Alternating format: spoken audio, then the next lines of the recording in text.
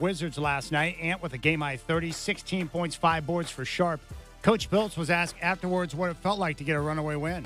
Big win for us last night. You're coming back on a back-to-back. The team has been resting. That team has been playing amazing. But I felt good about our start of our game. I thought that we were very focused at the start, so it gave me a good feeling for the rest of the night. Portland continues their 7-game homestand tomorrow. Memphis in town. Tip at 7. Blazers game day with Chris Burkhardt starts at 5. Portland 3 games behind Dallas for the final play-in spot with 13 games to play. First 4 will tip at 3:40. St. Francis and Alabama State, followed by North Carolina and San Diego State, both games on True TV. Dodgers won their opener over the Cubs 4-1 in the Tokyo series. Ohtani had 2 hits and 2 runs in front of his home crowd. From the NFL, Eagles defensive end Brandon Graham officially retires after 15 seasons. Rip City Drive with Chad Doings coming up next. Dave Deckard at 3:20. Joe DeLeone at 5:20. The home of the OSAA is 620 Rip City Radio.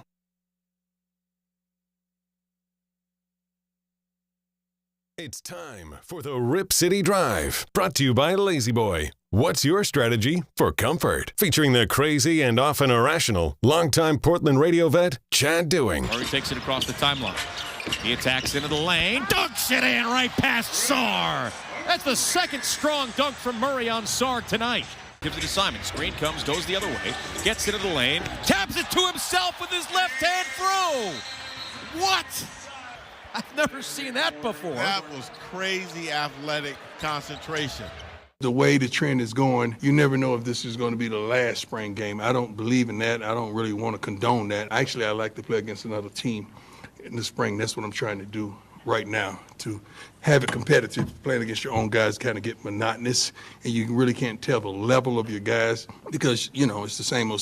Everybody kind of know each other towards the end. I would like to style it like the pros. I would like to practice against someone for a few days, then you have the spring game. And I think the public will be satisfied with that tremendously. I think it's a tremendous idea. Strap in. The Rip City Drive with Chad Doing starts now. You know, it's funny. There are a lot of fans out there that don't like Coach Prime for a variety of different reasons. I love the guy and think he's done a wonderful job. Well, I don't think. He has done a wonderful job at Colorado. But I love that idea with the spring where you bring in the opposing team and you get a chance to practice against them. And then, you know, you could have a situation where your spring game becomes a scrimmage or an exhibition game against someone else in the country. I think it's a fabulous idea. And I think the NFL model on that's great because when they bring in those teams for those joint practices, you know, during summer camp, after you've had a chance to bang against your own guys for a while, you get tired of that. It's nice to get some other meat in there, a different team, and have that type of competition. I think it would raise the level of focus for the athletes, no matter what school it is. And then it would give the coaches better data to be able to evaluate what they have. I like the idea a lot because we're going to see this continue to change now in the new era of college football with the transfer portal and players having total freedom. And that's why you're seeing the changes right now. Coaches are worried about people rolling into their spring game, identifying players who are lower on the depth chart that have talent, and then trying to poach those guys. That's really what's going on there. So these schools, we're seeing it now at Nebraska and others, where they're like, you know what, screw that. We're just going to have a skills competition. We're going to protect our product, our team, and our players. But Coach Prime's onto something there. I'd love to see that. I think if you're at Oregon State, and you have a spring game that's reimagined with scrimmages throughout the week with practice against another team and the spring game being like some type of exhibition with different competition in there, that would be fun. I'm all about that. And anything else you can do to enhance the off-season product, I think is a very good idea. Well, I appreciate your time. Rip City Drive, a full show today after the Blazer game last night. It's a ridiculous stretch in the Trailblazer schedule. And my life and my body feels it right now. I would tell you what time I woke up this morning, but the problem is it wasn't really this morning when I woke up, and I'm not going to tell you the time because even though I worked until super late last night and I can never just fall asleep right away after a Trailblazer game, I'm embarrassed and ashamed of myself. But, man, my body needed it. I love how the body sometimes is like, you know what? You're not doing a good job of taking care of yourself, so we're going to take care of you for you. And, you know, those moments where you fall asleep and your body just doesn't let you wake up until the appropriate time when it believes that you are fully rested. Well, that's me today. So I feel great right now. But we got another Blazer game tomorrow. And don't forget, I'll be down at Spirit Mountain on Thursday for the kickoff of the tournament. I know the first 4 is tonight, but we all know the real day is Thursday. I'm going to broadcast the Rip City Drive live from their sports book from 3 until 6. I'm holding in my hand right now 3 gift cards that I'll be giving away tomorrow. I got some goodies. We're going to hang out and watch some of the action. And as I mentioned yesterday, if we're being honest, most of you guys out there who are listening right now that love sports, you're not working on Thursday. You're not going to work on Friday. That's why I'm giving you the ultimate plan. Sneak out, play hooky from work, and come down to Spirit Mountain Casino. The reason why I want to do that is that if you have a significant other, like a special lady in your life, a wife or a girlfriend or whatever, you don't want to have the shame of sitting on your ass for like 8 hours watching nothing but college basketball. That's why you come down to Spirit Mountain. You can split up the day. Spend part of it with me, and then when you get home, you can watch the end of the late games, and then you won't get, your wife on you for being lazy. And, it's just the way it goes. Now, again, different guys have different plans. One plan is you show up to work for some reason to pretend like you're working, and you just sit there and stare at your bracket all day. Or you can take the vasectomy route, get cut on, and then be able to sit around with excuse with a bag of frozen vegetables on your da-da-da-das and do nothing but watch basketball all weekend. That's fine. That's a perfectly good option. And you can spin it like saying, honey, I love you so much that I don't want you to have to ingest birth control anymore. So I'm going to do this for us. And then really you're doing it for you because you want to sit around and watch basketball. Or you can just come down to Spirit Mountain Casino and hang out with me in the plushy Vegas-style sports book. Either way, those are your options, all right? Or if you don't care about sports, you don't care about the tournament, you can just go to work like a normal human being. Whichever. But I'm letting you know I'll be down there on Thursday. I'm also going to be down there the following weekend on the 28th and 29th. Bonus Rip City Drive on Saturday. I'll also be down there on the 5th and the 7th for the Final Four. I was thinking about it last night. I've been watching a lot of old games on YouTube. I was able to come up with my favorite college basketball team of all time and my favorite college basketball game of all time. Like most of you, I grew up loving the tournament. It's one of the first things that really started to pull me in to being a full-fledged, nonstop sports fan, to where I love all sports. I thought you were supposed to love all animals, Mr. Ventura. I just love all sports. But the tournament was great. So my favorite basketball team of all time was the 1987-88 Oklahoma Sooners. The starting five was unreal. You had Stacey King in the middle at center. You had Mookie Blaylock, who turned out to be a terrific guard in the NBA for years. He was next to Ricky Grace. And at forward, you had Dave Seeger, who was a terrific three-point shooter in college, and then former Trailblazer Harvey Grant. Brothers with Horace Grant. Harvey, the father of Jeremy Grant, who is a current Trailblazer, who was also born in Portland. But those five with Billy Tubbs as head coach, they were run and gun, they were up and down, and that team marched all the way to the Final Four. And I was so excited because I thought I was going to see the Sooners win a national championship. They took on Danny Manning and Kansas in the final, the championship game. And it happened to be at Kemper Arena there in Kansas City. And the Sooners lost. They were heavy favorites. It was tied at halftime, and Danny Manning went wild. And Kansas, with Larry Brown as head coach, won the championship game by a couple of points. It sucked. I was on spring break. We were out at Bachelor, and we did some skiing out there. And I was so excited all day because I knew that I was going to be able to go back to the hotel room and watch the game, and I watched the Sooners go down. They shouldn't have lost that game, but they lost that game. So that's my favorite team of all time, and I really enjoyed that tournament run. But my favorite college basketball game ever, it involves Duke and UNLV, the 1991 national semifinal in Indianapolis. That game was awesome because it was a rematch of the previous year's final in Denver, where UNLV destroyed Duke by 30. And, of course, they had all the great players, Stacey Ogman, Larry Johnson, Anderson Hunt, Greg Anthony, take your pick, right? Great team. Tark was the head coach. Well, they marched and were the heavy favorites to go back-to-back. But you had Duke with the incredible nucleus that owned college basketball for a few years, with Christian Laettner, with Bobby Hurley, with Grant Hill, and that entire crew with Coach K.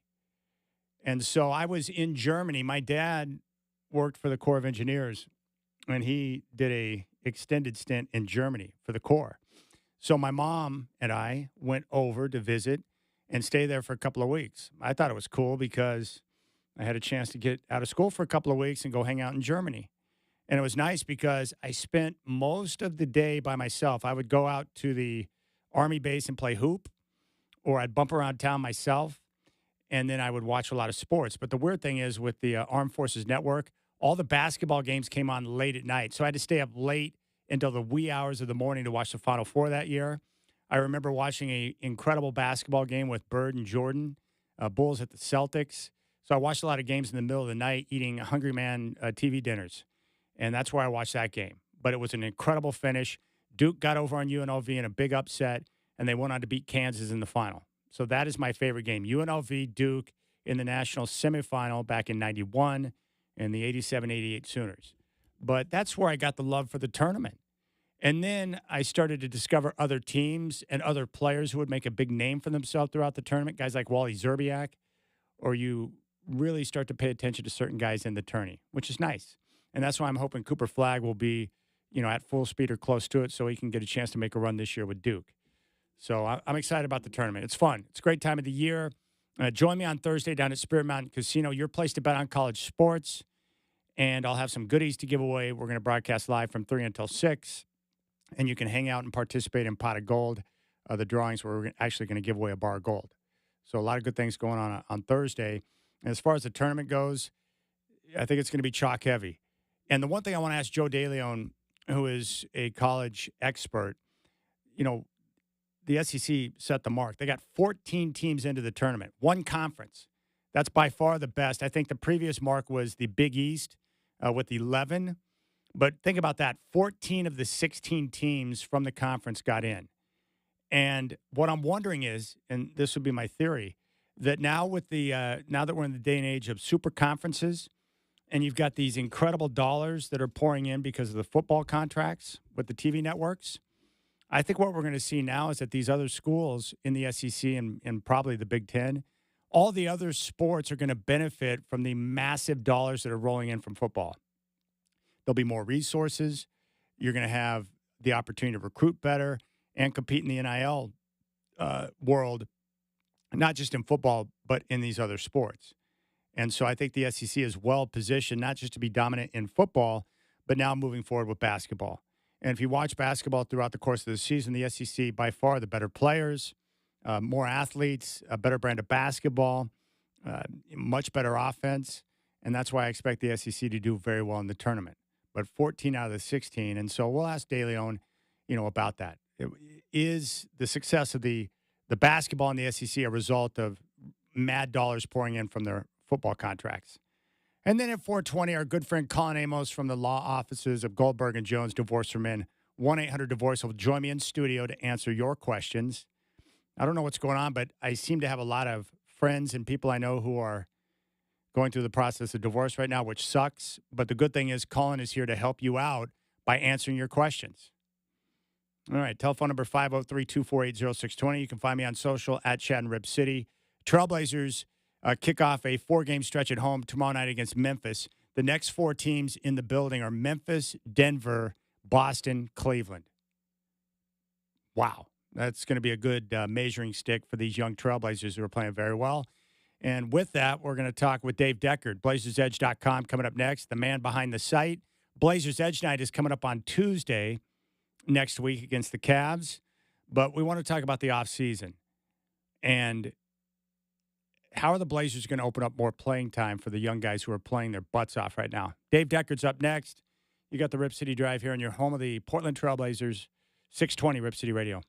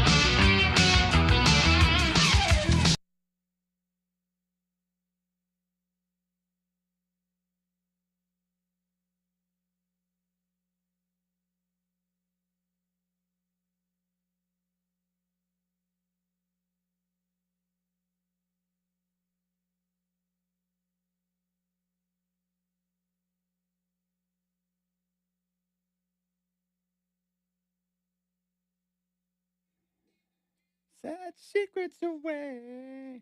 All right, the man behind the site, BlazersEdge.com, will be in town next week for Blazers Edge Night. Dave Deckard joins us once again on the Rip City Drive. Dave, always a pleasure to talk with you. You're going to be in town next week, Blazers Edge Night against the Cavs, one of the best nights of the season and my favorite. Did you reach your goal for the underprivileged youth who are going to be attending their first game? Yeah, actually, we got over it thanks to our readers and some of your listeners and what have you. We originally had about 1,400 tickets reserved, and we got up to 1,828 kids going next week because of all of us. That's so awesome, man. Thank you to everyone listening right now who's supported Blazers Edge Night. That's a very special night, and it's great to not only hit the goal but to cross over. And if you're going to be at the game, you'll have a chance to see these kids bumping around. And my favorite thing, Dave, is seeing their eyes like wide open because they're like, dude, this is so cool that we're at a Blazer game for the first time. There's nothing better. Yeah, exactly. It's a lot of fun. You get to see the scoreboard and get to see the logo, you get to see the players. In this case, you get to see the opponent. I mean, the Cavaliers are a major league opponent. And, of course, you know, when the Blazers played them in Cleveland, it went into overtime. If that happens again, that'll be really exciting. Yeah, that's what we want, a big-time, exciting basketball game. Now, you discussed in your mailbag, you know, the rebuild officially started in the summer of 2023 with the trade of Dame. Only one summer and two trade deadlines have passed since that moment. So what's the next step in the rebuild process? Well, I think what people miss is the Blazers have made a significant number of changes even in that time.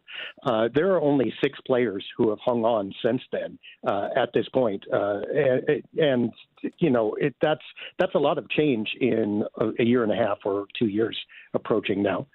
And I think probably the Blazers are now at a decision point. Do they believe in their younger players, in Shaedon Sharpe, Scoot Henderson? Obviously, they just got Denny Avdia. They're going to keep him. Toumani Camara, they love. Is that core good enough right now to proceed onward with a few more draft picks and maybe some trades to bring in new young talent? If they believe in that core, it's time to invest in that core, because then they will become a more traditional rebuilding team. They will not only have young players, but those players will be relatively inexpensive. They're going to create cap flexibility and ability to make unbalanced trades and all kinds of stuff like that goes with it. If they don't, though, they have some significant, more experienced players who are coming up for contract renegotiations. That's DeAndre Ayton, that's Anthony Simons, Matisse Thybulle, Robert Williams III. All of them will come up contract-wise, not this summer, but next summer, which means they can begin to be extended this summer, which means if the Blazers are inclined to keep them, any or all of them, they would probably start considering investing in their next contracts now, which means there will be no cap space. And, you know, the Blazers will be stuck with the assets that they have. So you're going to see that decision point happen over the next year or so, and we should get some clues as soon as the summer which way they are going. Basically, choice is retain those more experienced players you have, or let them walk perhaps next summer, or trade them away and see what assets you can get. Okay, we'll get to Simons, Ayton, Williams, and Thybulle in just a moment. But going back to the young core, namely Scoot, Shaedon, Klingon, Avdia, and Camara, do you think the front office is in a better position now to know what they have with the relative health of the young guys, having better data to work with going into the offseason compared to last year? Oh, yeah. I mean, obviously. I mean, with Klingon, it's obvious he was just drafted. But Scoot Henderson had an abysmal rookie season considering where he was drafted. You know, we all know that. I think probably even Scoot would acknowledge that. But you know what? At this point, that looks like a footnote. He's not a perfect point guard. He's not all the way developed yet. But his rookie season is not going to be mentioned anymore very much. I agree. Because of this sophomore season that he's had. Yes. Shaedon Sharpe is starting to grow as a scorer. He's developing a pull-up shot. His three-point shot needs some work, but you've seen his dunks happen in real time in real games. That's a positive sign. And Avdia and Camara go without mentioning. I mean, they're fantastic. So I think the Blazers know a lot more about what they have. I think they're probably, if they like those players, they probably will be at a good comfort level with them going forward. So I don't see many question marks when it comes to them as far as them being part of the backbone and the Blazers relying on them. The question is, how do you build around them and with whom? Yeah. Isn't it hard to imagine the team next year with Ant and Grant still on the roster, taking up time and minutes away from the young guys that you want on the floor, especially with Abdi and Kamara? The team is better when those two guys are on the floor together. Well, you don't mind the minutes so much. I mean, because you still need that veteran presence and the scoring ability. But what you start to look at is how much money is it going to take, and what's the relative benefit versus the cash you're going to spend. Now, Jeremy Grant is under contract for $33 million average for the next couple seasons. They don't have to worry about him. He's good till 2028. That's kind of a sunk cost. They can trade it away and try to save some salary, but we know that's going to be there. But for instance, Anthony Simons is making $25 million for the last 4 years. He will be eligible for an extension this summer. He's your team's leading scorer. If you're going forward with him, he's going to want to be paid like that, which is, going to be at least Jeremy Grant money, if not more. So you're looking at giving him a raise, which is going to take away a lot of your available potential cap space later. That's the question. Do you want to invest that future space and those future, opportunities to make moves and stuff like that in Anthony Simons? Or do you want to say, thanks, Ant, we're going to try to trade you, or we're going to let you become an unrestricted free agent in the summer of 2026 and just play out the string? What makes the most sense in your mind with Simons? I think probably at this point, it makes the most sense for the Blazers to trade him or let him go, not because he's bad. In fact, the opposite.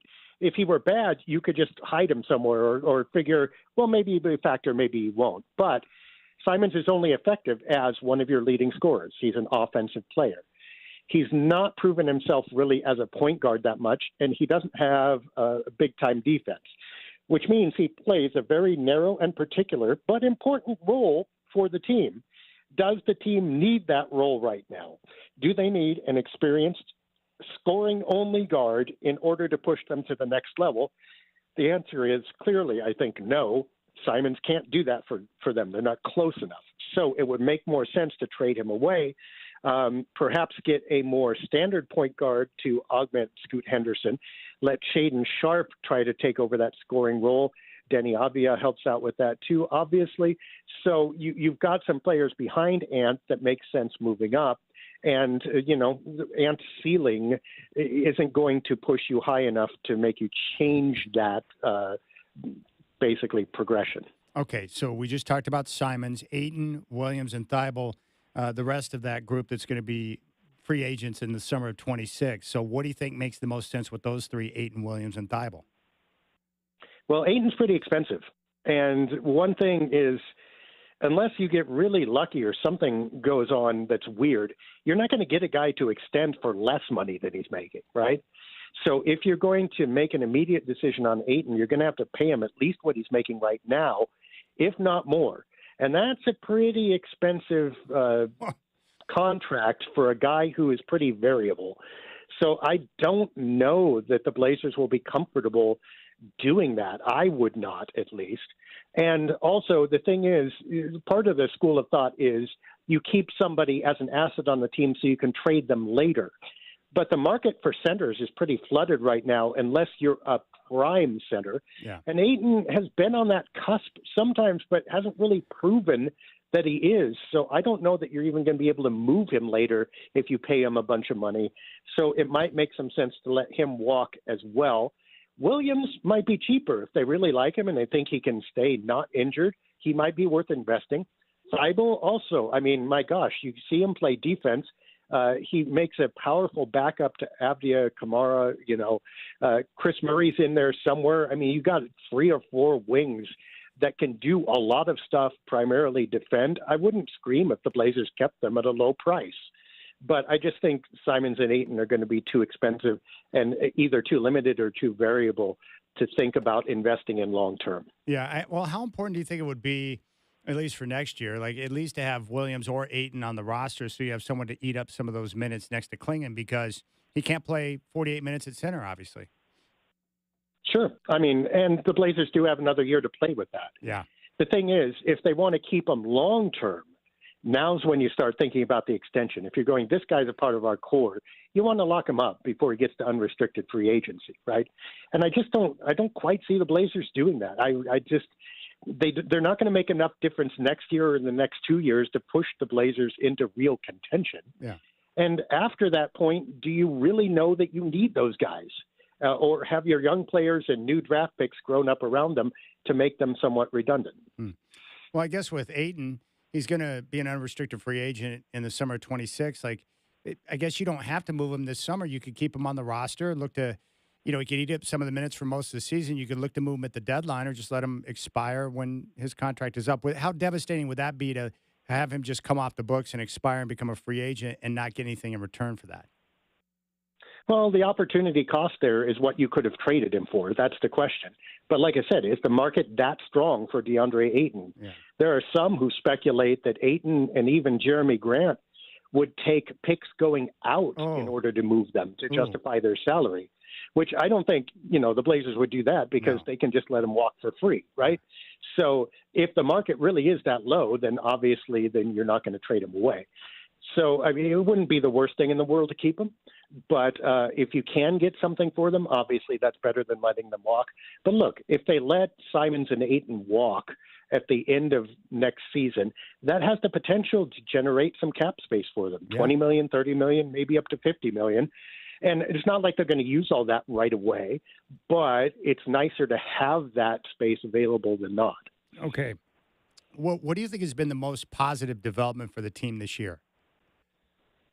Oh, I mean, gosh, it's hard to pick one. I think Toumani Camara is mine because he is so steady and such a good defender that you can't argue with him. There's no argument against Toumani Camara that can be made anymore. Partially because, look, his three-point shot has been falling, especially from the corner, and he's even developed a little bit of a drive, which makes him pretty much the complete player for the type of role he is playing. So he's solid gold. Avdia, I think, has been doing really well. He's a fan favorite. I think he needs to grow a little bit more. His game could stand to be a little bit more under control, but he's a bundle of energy and also defends very well. So those two are clearly the story. But you can't root against Scoot Henderson either because, oh my gosh, that three-point shot when it came through midseason opened up his entire game. Yeah. You started seeing his drives. He's been able to finish better because defenders have to come out on him. He's able to play off ball a little bit more and let Avdia handle the ball because he can catch and shoot it. That was a huge, huge plus for him. And if that keeps up, if he's even a pretty good to average three-point shooter, his game is going to be pretty exciting. Who do you think of those five young guys, Scoot, Shaden, Klingon, Avdia, Kamara, who's got the highest ceiling? I mean, that's Shaden, right? Yeah. Scoot that's what I think. Right on his heels. But the problem is that Shaden, does he have the mentality and does he have the three-point shot in order to be everything he can be? If he cannot hit from distance, defenders are able to lag off of him a little bit, and you're seeing that now, that he has trouble getting his dribble past the initial defender, which cuts off his ability to get to the basket. Now, he has a couple options. He can pull up mid-range and use that elevation to shoot over, which is a fantastic move, by the way. He doesn't employ it enough, I don't think. But if he hits the three-point shot, then he becomes the same kind of devastating weapon that Henderson appears to be developing into, and then things get really exciting for Shaden. All right, I've got two more questions for you. You mentioned Avdia and him being a ball of energy, and I agree he needs to be a little bit more under control. But how do you view Avdia today compared to before the year began when the Blazers had acquired him? I would say a couple things, confidence and playmaking. And he always had both. He was always a passer. But I think Denny is setting up the offense better now than he was at the beginning of the year. He is making decisions a little better. You still don't like those dribble-induced turnovers that he gets. Sometimes he just puts his head down and goes and loses the ball. But other than that, he's really been good at identifying the right pass to make. And that's really special when you have basically a small forward who can do that, because it makes the defense watch somebody else out high and on the perimeter, which really opens the interior of the floor. And it also makes it so that they have to have their head on the swivel all the time, because now look, it's your your small forward or your point guard can attack at any given moment and either score at the bucket if you blink or make a play for somebody else if you collapse. Having that dual attack changes the offense hugely as opposed to them just having to watch one player. All right, Dave Deckard, BlazersEdge.com. Final question. With the Western Conference playoff picture, how do you look at it now with Luka in L.A. and Jimmy Butler in San Francisco? I mean, it's always been a little variable in the West, right? Other than Dallas just falling off a cliff here, that certainly opens up possibilities. But look at what Denver's doing. I mean, that's the other exciting one. They're coming up. Houston has been strong all year, and what you look at it is okay. There's no team that's like A++ invulnerable, right? Oklahoma City maybe. But they have to prove themselves. They're as close to a star pupil as we have. But what we have is a bunch of A students in the room all taking the same test. And it's going to be a massive collision when you get into the postseason because, I mean, Golden State, you mentioned, because of their experience, and Jimmy Butler, always dangerous. The Lakers, because of their star power, I believe in them a little bit less, but you cannot discount those two superstars. You've got Denver, who has recent championship. You've got Houston, who is raring to go. You've got Oklahoma City. I mean, who else is going to sneak in there? Who's the easy out is the question. I mean, if Memphis makes it, do they, do you want to play them? No. There's just a ton of really, really good teams. And what it highlights is, I mean, where's Phoenix? God, if you are not, if you're like the Phoenix Suns or like the Dallas Mavericks, boy, it's got to be really disappointing to watch this going on, to see 6 or 7 really, really good teams all around you. And A, you're not one of them, and you were supposed to be. And B, how do you crack this group now? If you're not playing good basketball, you have no chance. So, I mean, I just think the West is super strong. Don't know if they'll field the champion eventually, but their playoffs are going to be a sight to behold. As always, Dave, I appreciate you coming on the show. It was cool last night when we were texting. You brought up the point. You and I have basically known each other for half our lives, which I think is really cool. I can't wait until you get into town. And congratulations again on the work that you're doing with Blazers Edge to have Blazers Edge night. I think it's great work for the kids, and I'm happy that people were able to support. I think it's awesome, and I can't wait till you get here. Absolutely. We will see you next week. You got it, buddy. There's Dave Deckard, BlazersEdge.com. He's awesome. Love Dave Deckard. There's nothing I don't love about Dave. Very smart and knows basketball. And by the way, I had forgotten, but I was talking with Casey Holdaw a couple of nights ago. He's the one that started BlazersEdge.com and then turned it over to Dave. Casey's been at this for a long time, too. Pretty good. So there you have it. That's kind of your, how shall we say, update on the Portland Trail Blazers. We'll keep things rolling here. I've got different things I want to get to, including this grandstanding by this ridiculous senator in regards to Dodger Stadium. I'll get to that story because I learned some really cool things on the Dodger Stadium tour that give some background on this story that's in the news right now. My man, Colin Amos, is going to be in studio at 4:20 to answer your questions, and then we'll go in depth on the draft and free agency with Joe DeLeone at 5:20. Appreciate your time. Rip City Drive with Chad doing.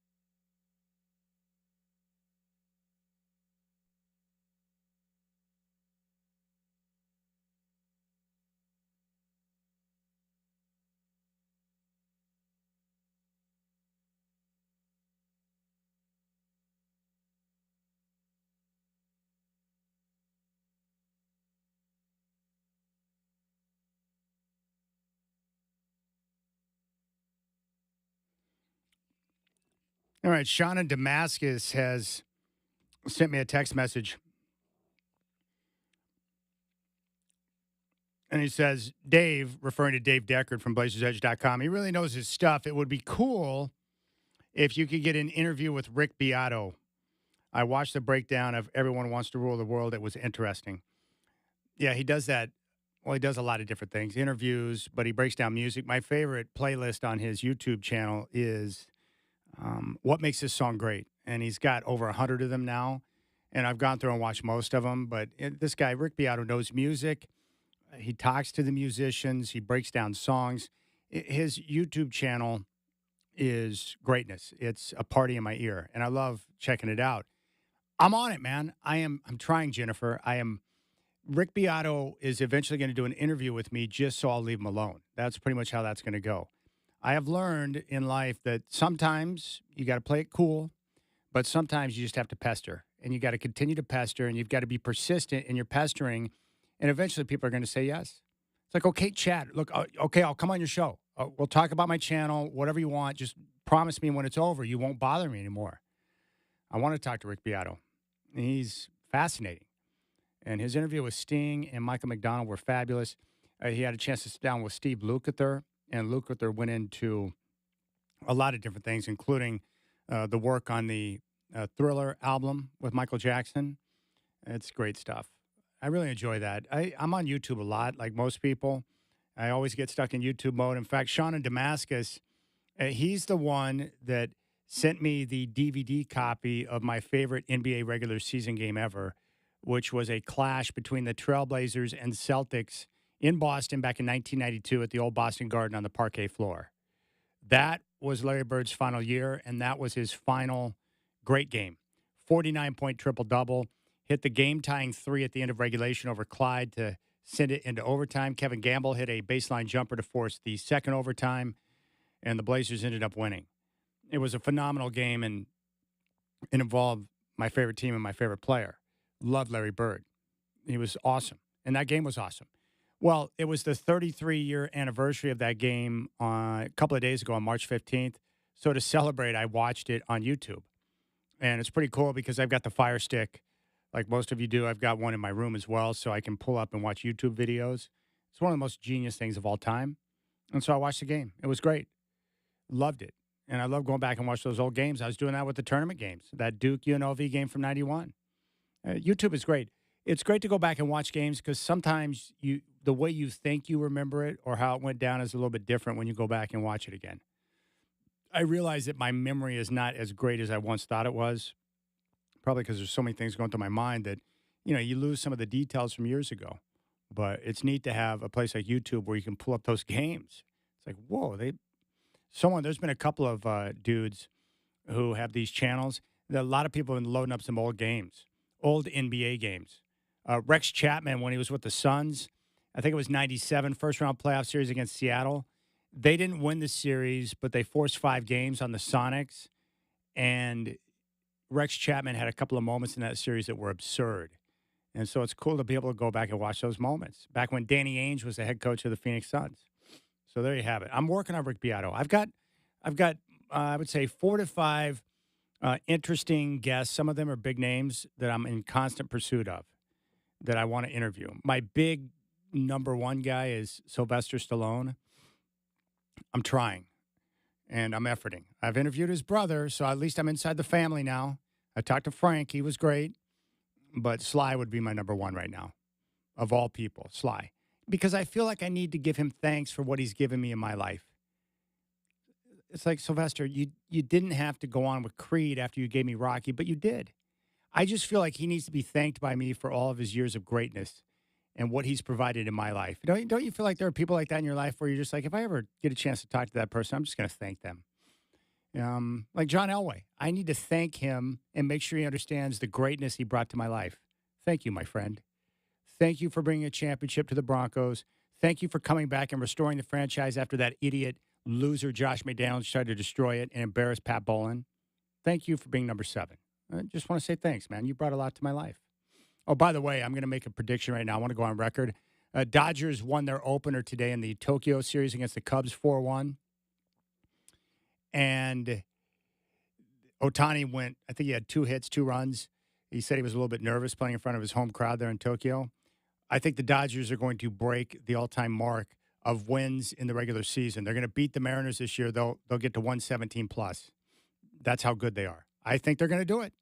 If they stay healthy and they stay somewhat interested in doing it, I think they're going to shatter the mark. They're like a traveling all-star team.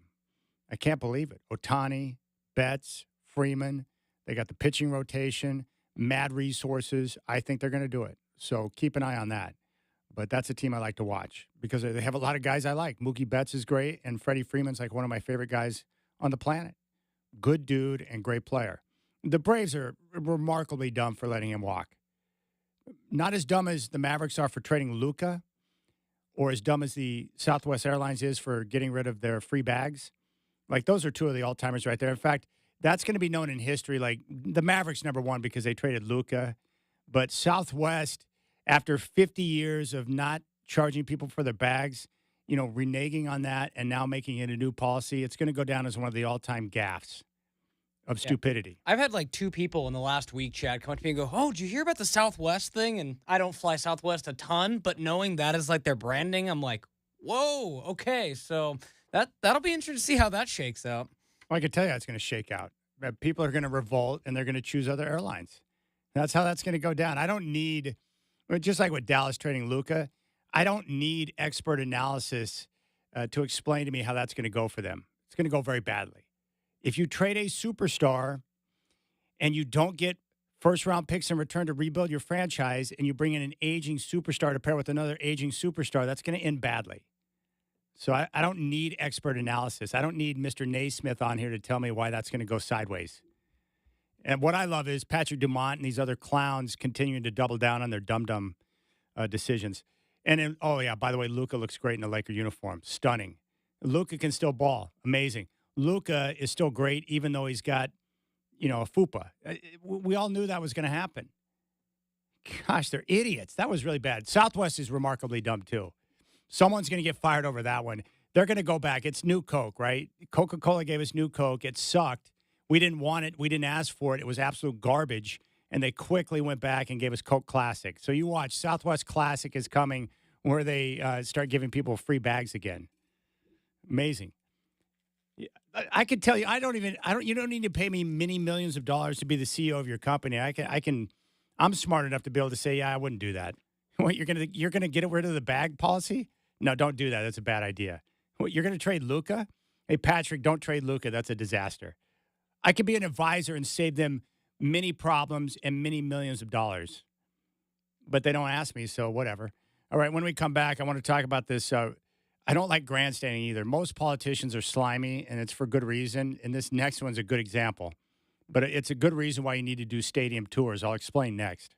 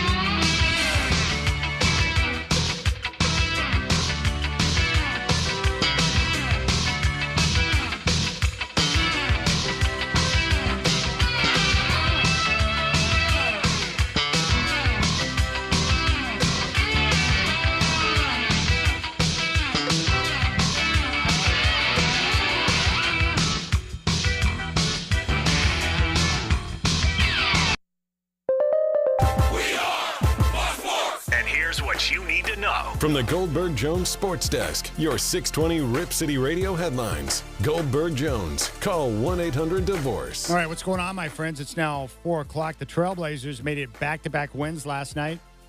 15-point victory over the Wizards. Ant, game-high 30, 16 points, 5 boards for Sharp. Coach Billups asked what it was like to get a runaway win. Big win for us last night. You coming back on a back-to-back. The team has been resting. That team has been playing amazing. But I felt good about our start of our game. I thought that we were very focused at the start, so it gave me a good feeling for the rest of the night.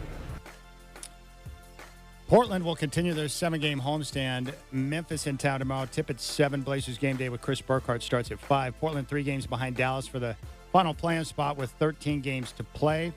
First 4 will tip tonight, 3:40, or it's actually already underway. My bad. St. Francis and Alabama State, followed by North Carolina and San Diego State. Both games on True TV. Dodgers won their opener over the Cubs 4-1 in the Tokyo series. Ohtani 2 hits and 2 runs. Eagles defensive end Brandon Graham officially retires after 15 seasons. The home of the OSAA is 620 Rip City Radio.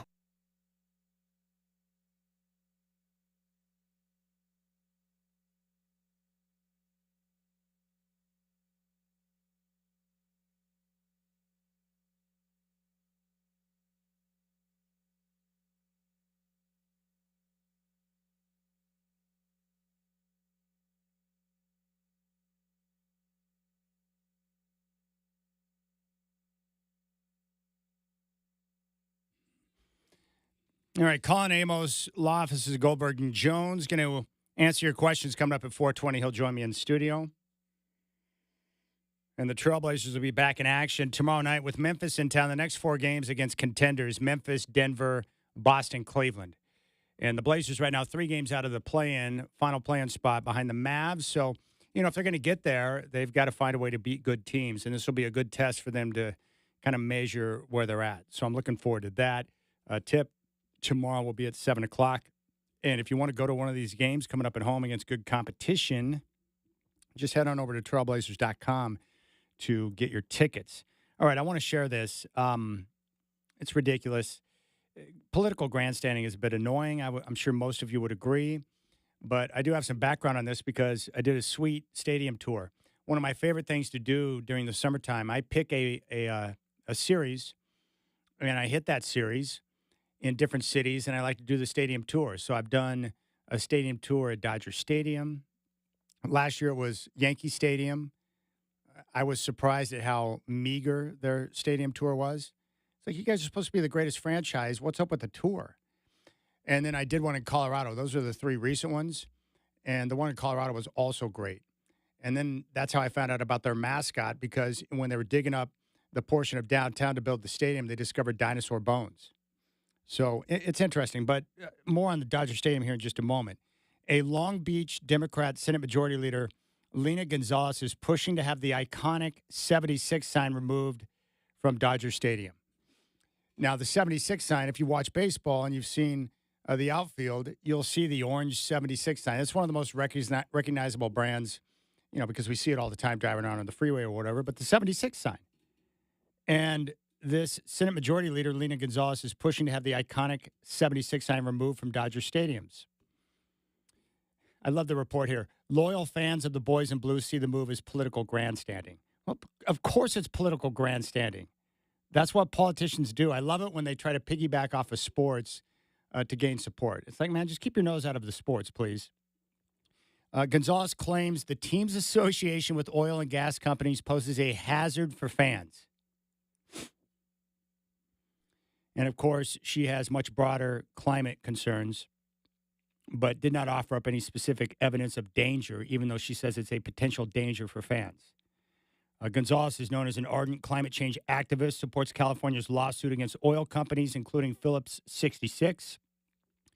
She is taking an aggressive approach to eliminating fossil fuels in favor of her green agenda. And now she's trying to pressure Dodger fans. And they put out a poll that says, if your MLB team had a sponsorship deal with an oil and gas company, would that make you upset and demand a boycott? Of the respondents, 99.2% said, no, I don't care. So it's amazing, but that 76 sign has been in the stadium since all the way back in 1962 when it was known as Chavez Ravine. Now, according to the report, the state of California is currently suing 5 of the largest oil and gas companies in the world for decades of misleading the public about climate change. Quote, the lawsuit includes Phillips 66. As a state, we are leading the way in climate action and decarbonizing our economy. Yet big oil companies continue to engage in climate denial and just last year spent a record amount lobbying the state legislature against common sense public health measures.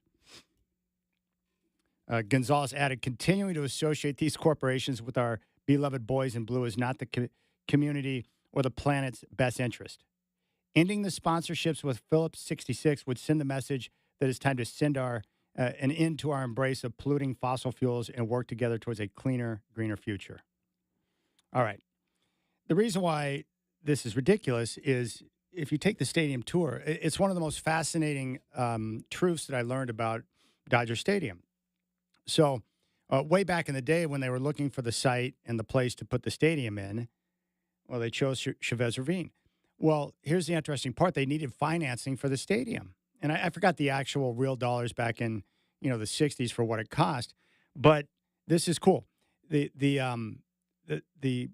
oil company, the 76 company, helped finance the original complex. And in the contract, it was written in that 76 had a lifetime agreement to have those signs up in the stadium. So that's why the signs still exist today. And you see them in the outfield when you watch a Dodger game. It's as recognizable as the palm trees and the brake lights from all the Dodger fans leaving at the end of the 6th inning. You see them there. They've been there forever. And that's because it's built in the contract. It's a lifetime deal because they originally helped finance the construction of Chavez Ravine. And now this senator who is political grandstanding is trying to get them to take these signs down. Ms. Gonzalez, if you would have taken the tour like me, you would know that that's a lifetime deal and those signs aren't going anywhere.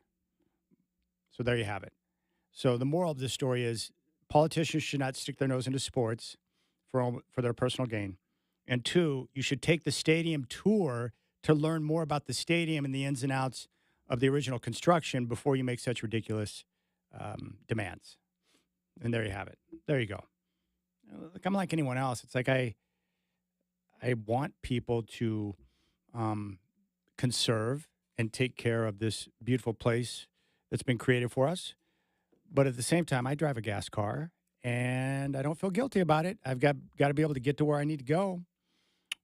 As costs continue to come down, I may look at a different type of vehicle, but, come on now. But that's the deal. That's why those 76 signs are there. It's a lifetime agreement, and they got it worked in and built in. I think that's genius. Who would have thought, and I'm sure they had no idea, back in the 1960s, that they'd get those signs in there and they'd be standing still to this day. What is that, like 40, almost 65, 70 years later, the signs are still there because of the lifetime agreement? I like things like that are grandfathered in or lifetime agreements, or you find out the details on how things went down. And I can't remember the name of the Rockies mascot. What is the name of that mascot, that dinosaur? Let's see here. Rockies. Rabbi Google is great. Rockies dinosaur mascot. Dinger. There we go. That's the name of the mascot. Dinger is the Rockies mascot, is based off of a triceratops, a herbivore. Wait a second. A herbivore is the type of dinosaurs we like, right? The ones that won't eat us? Yeah, plants. All right. Dinosaur species that certainly lived in the area, as evidenced by the several triceratops fossils found in the region. So that's the deal. I forgot the name of the place, but they donated him to a local museum there in town in Colorado. But when they were digging up, and again, I learned this on the tour. It's funny how when you're young, you hate tours, but then you get older, you do a tour, you're like, that's kind of good. I learned some stuff there. But when they were digging up the site there in is it Lodo? Yeah, well, anyways, in downtown Denver to build the new stadium, Coors Field, which I think was constructed by the same company that built Safeco, which is now T-Mobile Park. Well, they dug up dinosaur bones. And they discovered the dinosaur bones, and then they gave them to a museum there in Colorado. But that's why the Rockies have a mascot named Dinger that's based off of the Triceratops, because of the dinosaur bones that were found. Makes you wonder. I would have never known known this ground before we were, Chad. I would have never known about the dinosaur bones had I not taken the tour. Maybe that's the deal. Like if you're going to be a representative, a senator or, a congressman or woman, maybe you should be required to take all stadium tours around the country so you can be better versed in sports. So that way, when you do stick your nose into sports, you'll have a better idea of what's going on around you. And it can help you to make more sound decisions. That's all. That's all I'm saying. I'm just here to help. I want to help people. All right, Brendan, our man is here. So Brendan's going to go down and get Colin. It's really bizarre, but we don't have, our doors are locked, but we don't have a person at the front desk, so we just have to send people down. So there you have it. That's what I got on that. The 76 signs are not going anywhere because they got a lifetime deal built into the contract. That's pretty sweet. Trailblazers got the win last night. They pretty much dominated most of the game. They had a rough stretch to start the game and a rough stretch there in the third, but they closed quarter strong, which I like to see from a young team. 16-1 run to close out the first quarter, a 16-6 run to take a double-digit lead into the locker room, and they closed the third quarter on a 28-11 run. And then they opened up the fourth on a 7-2 burst, and they're up by 24, game over. The Wizards, they're in clear tank mode, not the best team. But again, what I love right now is the player development. Anthony Simons has been on a nice little heater of late, but a strong game, 16 points, 5 boards for Shaedon Sharpe, 15 points, 6 rebounds for Denny Avdia, a double-double for Donovan Clingan, who played 30-plus minutes. I mean, they're getting quality play from their young guys. So, again, don't worry about the results, win, lose, or whatever. Just focus on the fact that these young guys are continuing to produce.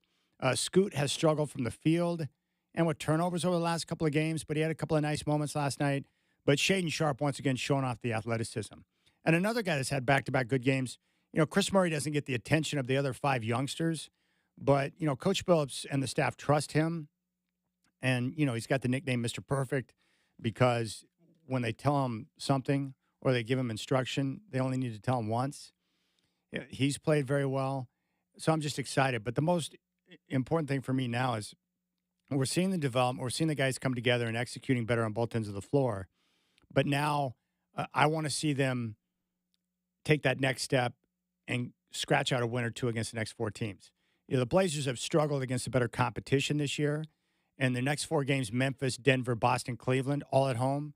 I like these type of measuring stick games because it gives you a chance to really take a look at where you're at, how your guys are doing, and continue to get more of that data. And if you want to be a playing team, you got to find a way to get wins against better competition, and those opportunities are coming up right now. All right, I'll get back to the Blazers. We got Trailblazer Ticket Tuesday coming up at 5. This will be for the Denver game and Nikola Jokic on Friday. So 5 o'clock, let me know. And then we're going to hear from some of the players in last night's game. But up next, for those of you who are struggling with your relationships, Colin Amos, Goldberg Jones, 1-800-DIVORCE is here to answer your questions. We'll do it next on the Rip City Drive.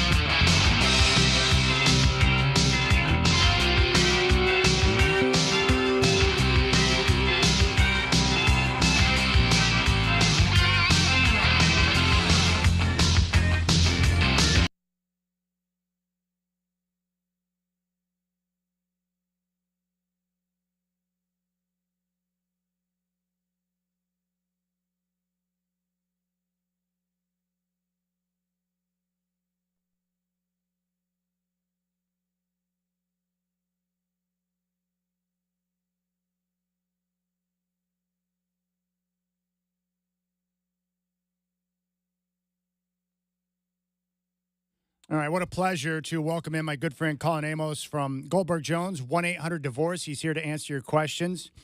Before we get to relationship issues, you were just telling me about this golf trip you're going on. Break it down for us, man. Hello. Oh, there I am. I'm here.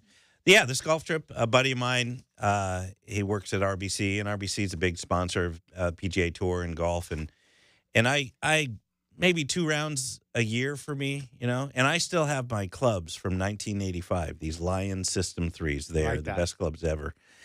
Still use them, haven't regripped them, but I'm about an 18 handicap, just don't play enough to really bring it down. So I can have fun. I don't make a mess of it, but I get out there and enjoy myself. Yeah. But he invited me to go to this. It's the week after the Masters, and it's at Hilton Head. And so we fly into Savannah, Georgia, then go to Hilton Head and hang out with tour professionals and drink and eat and drink and play golf. And I think I'm going to take a lot of ibuprofen. I just not used to it. You golf, so you can handle three rounds in a row. Yeah. In fact, I've tried 3 days in a row, no problem. I've done back-to-back days of playing 36 holes. That's no problem. Where I've the hard part is when I play 36 holes in a day because I walk. Yeah. The fatigue factor. That's a lot. It takes a lot out of your body, especially when you're out in the sun and you got the elements that are playing an impact too. But still, it's going to be so much fun. Now, you mentioned Jim Nance is going to be bumping around. Jim Nance is going to be there. We actually have a fireside chat with Jim Nance where he sits there and he asks get to ask him questions. That guy is amazing. Apparently, his memory is off the charts. He could remember every little thing about pretty much anything. And so, talking to him, he'll bring out these stories, and I'm hopeful he'll let loose a little more. You see him he's such a nice, affable guy, just very respectful, loves the game, great voice, but there's got to be some dirt behind there. There's got to be something going on. My guess is he'll be freaking awesome at it, and you'll probably enjoy meeting him. But, I was thinking about Nance the other day, like for you and I especially, he has been a part of our life for decades. He's like part of the soundtrack of our life because you and I are big sports fans, and he's one of those guys that's been the voice behind so many big sporting events over the years, including the Masters, the NFL, college basketball, everything. It's great. And I have taken the best naps watching golf and listening to Jim Nance. I mean, that voice, it's so soothing, and then you watch, it's great, and it's got the drama behind it. But a buddy of mine, his cousin is Freddie Couples. And I don't know if you knew this, but Jim Nance and Freddie Couples were roommates in college. At Houston. Yes. And so they had a deal. And in college, they were talking about, well, what are you going to do? Well, Freddie Couples, I'm going to be a PGA Tour player, and I'm going to win the Masters. And they'd ask Jim, well, what are you going to do? I'm going to be an announcer, and I'm going to announce the Masters. And the year that Freddie Couples won the Masters the first time, Jim Nance was announcing. So Jim Nance actually was the guy who put the green jacket on Freddie Couples because they had prognosticated that back in college. It's one of the greatest stories about Jim Nance that most people don't know. And Freddie Couples is one of my favorite golfers of all time. So that moment was incredibly special. Yeah. And I love hearing Nance talk about that, about what that meant and how everything came together. It's the greatest. And that still remains to this day the only major that Freddie Couples has won. Yeah. Isn't that amazing? Isn't that? It's great. I mean, it is surprising because, man, watching him swing the club, and back in his day, it was just so much fun. He's kind of moved the needle like Tiger did in parts. People loved Freddie Couples. And people still follow him now, even with the senior play. Freddie Couples is one of the coolest cats alive, and his swing is the smoothest swing I've ever seen. It's amazing as a divorce attorney when you can have that many wives and still get along with people. He's doing it right. Whatever he's doing, it helps to have money to make everybody happy. Dude, so that works. So cool. Well, I'm happy for you, man. That's so much fun. I think I just told you 13 games remaining in the Trailblazer season. My official golf season will begin on April 14th. Oh, yeah. So I can't wait because, like, a lot of people don't like the time change because they don't like the fact that we change time. I love it because it's an indicator to me. It's like, okay, longer days and good weather's not far away, so we're getting close. Yeah. I love it. Yeah. I go running in the morning like 2 or 3 days a week through the woods, and we have to use headlamps. Right as we turn off the headlamps and think, finally, we're here. Then they turn off the lights again in another 3 weeks of darkness. But, yeah, we're almost there. Now, is your residence officially in Camas or Washougal? Washougal. Do you have good trails to run on out there? No, it's country. It's country.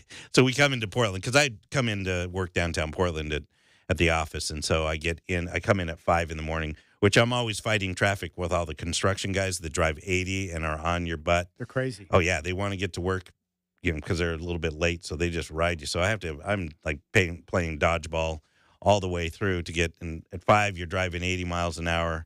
Well, I'm not, of course. Yeah, of course not. Of course not. Coming on in, so I get in early, so I can miss it. So we run downtown Portland, and there's trails all over Portland. It's incredible how many trails there are. Yeah, it's amazing how every morning, every commute into work is different. Like today, I had the issue where there were people all the way from Vancouver out to here to Tigard on I-5. I hate people who drive slow in the left lane, and it's not like that every day. But today, I was like, what are we doing here? You have this long gap, and you're clogging up traffic. Oh, yeah. So you have to do the whole deal where you go from the left lane all the way to the right lane to pass a bunch of cars. Oh, yeah. I hate how cars drift together on the freeway. It's like, why are we doing this? That's right. In the morning, I'll tell you at 5, these guys that are trying to get to work will not let that happen. They are hauling it, and they will tell you quite clearly whether you're clogging up the lane. So there's not many people that really do at 5. Around 6, it starts to, you get the people that are gumming it up. But, I'm on the right crew in the morning getting in at 5. They push people out of the way. I like the construction workers that move with purpose. Oh, I respect it very much. They got to get to work. All right, Colin Amos is with Goldberg Jones, Divorce Man, 1-800-DIVORCE. By the way, I don't know if there's something in the water, but I seem to know a lot of people right now, friends who are experiencing a turbulence in their marriage.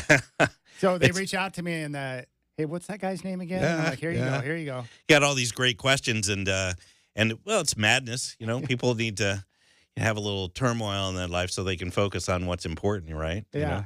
But it's cool because now when they come to me with their problems, I'm like, oh, yeah, I've heard Colin talk about that. Yeah, you need to just call Colin, man. He's got all the answers. I do get a few, hey, Chad told me to call you. Well, just so you know what I do, and I'm not joking about this, because they know that we know each other. So when someone reaches out to me, I just send them your cell number. I'm like, dude, just call Colin, all right? And they do, and I call my cell, and I'm like, all right, yeah, that's okay. I wouldn't normally give that out, no, but it's okay when I get a call from Chad. It's like absolutely, yeah. But that's the way I look at it. I hope I'm okay because when I think, well, Colin's cool, he won't mind. So, no. And these are people that I know really well and that I care about. Yeah. But the cool thing is like these people that I care about, and this is what's nice, and I'm not joking about this. Like, I give them your number, they reach out, and then I talk to them and like, dude, Colin was great. And I'm like, I know, that's what I've been telling you. He is a good dude. Well, I really like what I do, and it is such a turmoil that people go through, and I don't mind talking about it. My brother is a retired dentist, and when he would go into a room, and he would never tell anybody he's a dentist because the first thing they do is like, can you look in my mouth? And I got this thing in there, and he's like, no. And so he told people he's something else. He's like a real estate agent. Yeah. And then they want to talk real estate. It's like, well, okay, I'm not a real estate agent, but I don't mind. I talk. So when people come in and they talk or they have questions, I have no problem talking about it because it's pretty traumatic to go through this. So. It is. It's funny you mention that because I've played in a couple of golf tournaments with Dwight's wife, the Godfather's wife, Nancy. Mm-hmm. She's a gynecologist, and she stepped away from that to be a counselor. But I experienced this last year where she told me, she's like, well, the problem is because she's out at the club in Canby all the time. And she goes, the problem is I go out to play with these ladies, and they're harassing me with questions. Not what you want to talk about when you're trying to hit the ball. And so she's like, finally, I just have to shut her down and be like, hey, give me a call during the week, but we're playing golf right now. I don't want to talk about that. No lady parts on the no, not going to do it. But it's like me because, it's like you get divorce questions all the time. And when people see me, I get hit with Blazer questions. Like you and I just understand. It's like, it's part of the territory, man. Yeah, but I love it. I can talk all day long about it. Doesn't bother me at all. But see, that's a cool thing because I don't think a lot of people think about it like that. But there's got to be reward to your job, even though you're dealing with people in a crisis situation. Yeah. But to help people through that and to see them come out on the other end and be in a better spot, there's reward in that because you're bringing some peace to people. That's a good thing. Yeah, I'm spreading love. Saving lives and spreading love. That's what we do as divorce attorneys. All right. Saving lives and spreading love. Goldberg Jones, 1-800-DIVORCE. Here are the questions we got. It says, Colin, what is the best way to avoid agreeing to unfavorable terms when going through a divorce? Well, this one's a good one. This one I think you can answer even better than I can. we know what happened with you. So Don't be a yes man. don't be a yes man. That's right. Because you were a nice guy. Your ex is nice. Yeah. You had a good relationship with your son, and Yes. but you just got a really, really raw deal. Yeah, you have to understand, or at least what you helped me understand was, once you start the divorce process, your spouse, no matter what they say, they're going to focus on their best interest. That's right. Therefore, you need to focus on your best interest. Yeah. Because if you don't, like I did, you're going to get stuck with something that's not favorable. Yeah, and you'll never make your soon-to-be ex-wife happy. You Ever. didn't do during the marriage. It's not going to start by giving away everything. Yeah, I'm she will not divorcing say you, but now thank you. she's suddenly going to be happy. No, that's not the way it works. Yeah, she won't pat you when she gets 80% of all the stuff and you don't see your kid. She's not going to say thank you for giving me everything. No, she's still not going to say thank you. So the best way, educate yourself. You don't have to hire an attorney. Sit down with someone. Call me.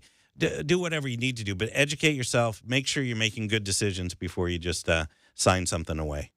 All right. Question 2. Is there an advantage to being the first to file a divorce? This is a good question because a lot of people think that I got to hurt. They call me and they say, I got to file first before she files. And the answer is no, there isn't an advantage other than being prepared. Most people are not prepared. They get served with papers. They're not prepared. They don't have their ducks in a row. They don't know what the rights are. So as long as you're prepared, you don't have to file first, but just make sure you're ready. That's the key thing. But in both states, Washington and Oregon, where we practice, if you file first, fine. You still have to serve the other party. In Washington, they have 20 days to file a response. Oregon, they have 30 days. So you have time to react to it, and the petition doesn't mean you get what you want. It just starts a process. All right, Colin Amos, Goldberg Jones, 1-800-DIVORCE. If you have a question for Colin while he's in studio, you can text me directly right now, 360-281-5473. Next question for you, Colin. My wife and I are going to get a divorce after 11 years of marriage. Should I move out of the house or should I stay? I'm not sure what my first move should be. I just wanted to avoid some of the conflict. This is a great question for most guys because, yeah, usually near the end, there's a lot of turmoil in the household. There's a lot of conflict, a lot of arguments, and you don't want to put it in front of your kids. And so, hey, I'll just move out and go somewhere else, and I'll minimize that impact. It really depends on what your goals are. If you have kids, be very careful of moving out because that will set a precedent for custody and parenting time and your relationship you're going to have with the kids. Financially, it could establish a pattern for spousal support or alimony because you're subsidizing now 2 households probably because you're moving out, probably living on a buddy's couch because you don't have enough to support 2 households. So you're not seeing your kids when you should. Yes. You're paying more money on a monthly basis than you should, saying this is how much I could pay my soon-to-be ex-wife, or it could be the other way around, certainly ex-husband. But just be very careful. I usually sit down and say, well, here's the deal. If you move out with these parameters, I'm okay with it. But otherwise, don't do it because you're going to set a negative precedent for the goals you want to achieve. All right, next question. Colin, and I would imagine you've gotten this before. I believe my husband may be trying to hide assets as we work through our divorce. How do I prevent this from happening? Yeah, that's very valid from both sides. Absolutely. Prior to divorce, it's chaos. There are no rules, so people can close accounts, change titles, move property around. That's all part of just being married, and people start to get off track with what they're doing. The best way to do it, you file a divorce, an immediate financial order of restraint can go into place. Obviously, I'd want to meet because there are timing issues of when you want to file. Maybe there's some things you need to do before you file, because when you file the divorce, you're putting yourself under the same constraints of the financial order of restraint. So if you need to move things around before you file, then you might want to consider doing that before. But once you file that and that order of restraint goes in place, then we can start to turn on the lights and say, where is this money going? And there's discovery that we can look back and find out, was there sums moved from this account to that account, titles changed? So we can start the examination process, but it's harder to get it back than to just stop it from being moved in the first place. All right, if you're facing a divorce or a custody issue, or you are looking for a prenuptial agreement, the law offices of Goldberg Jones, 1-800-DIVORCE. You can check them out online at goldbergjones-or.com. Next question, my man. My wife is very emotional and angry every time we discuss our pending divorce. Yeah. What is the best way to apply common sense when emotions are high? Boy, that's a tough one. Oh, my gosh. That's a tough one. If you know the answer to that, let me know at some point so I can apply exactly. it to my life. I tell this to people, especially guys, because when you sit down and you try to negotiate things, everybody wants it to be amicable. Both parties say, well, let's be friendly, let's be amicable, let's work through this together. Let's don't pay those damn attorneys. They cost too much. Totally get it. Makes all sense. The problem is the minute you sit down, the old I'm willing to be reasonable as long as I get everything I want kind of comes into play, or the emotions get in the way. So it's very hard for people to kind of work through that on their own. Many times they do need to get somebody involved. A lot of women will go get an attorney because it's prudent, or at least consult with them. Guys are just the opposite. Like, I got this. Don't worry, I got this. I will figure this out. And they're getting served with papers. The time frames are clicking by on them, and they're like, no, I got it. I'll figure this out. So there's not really any good way, because divorce is tough and people are emotional. Be reasonable, try to work through things, but you may need the buffer of an attorney just to keep things from not spinning out of control. It's almost a guarantee in life. When I hear myself or another dude that I know say, I got this, that disaster's getting ready to take place. They don't got it. I got this. They You don't got got this, it. man. That's right. I got this. I want to pay that attorney an extra $10,000. I got it. I got it. Now, this question came up a couple of times, and I've had people reach out and ask me this directly, and I think this is a good one to deal with. But, Colin, would you reset the topic of cohabitation? I'm not married, but have been living in the same residence with my girlfriend for 8 years. How does the court view a relationship like this if we were to break up?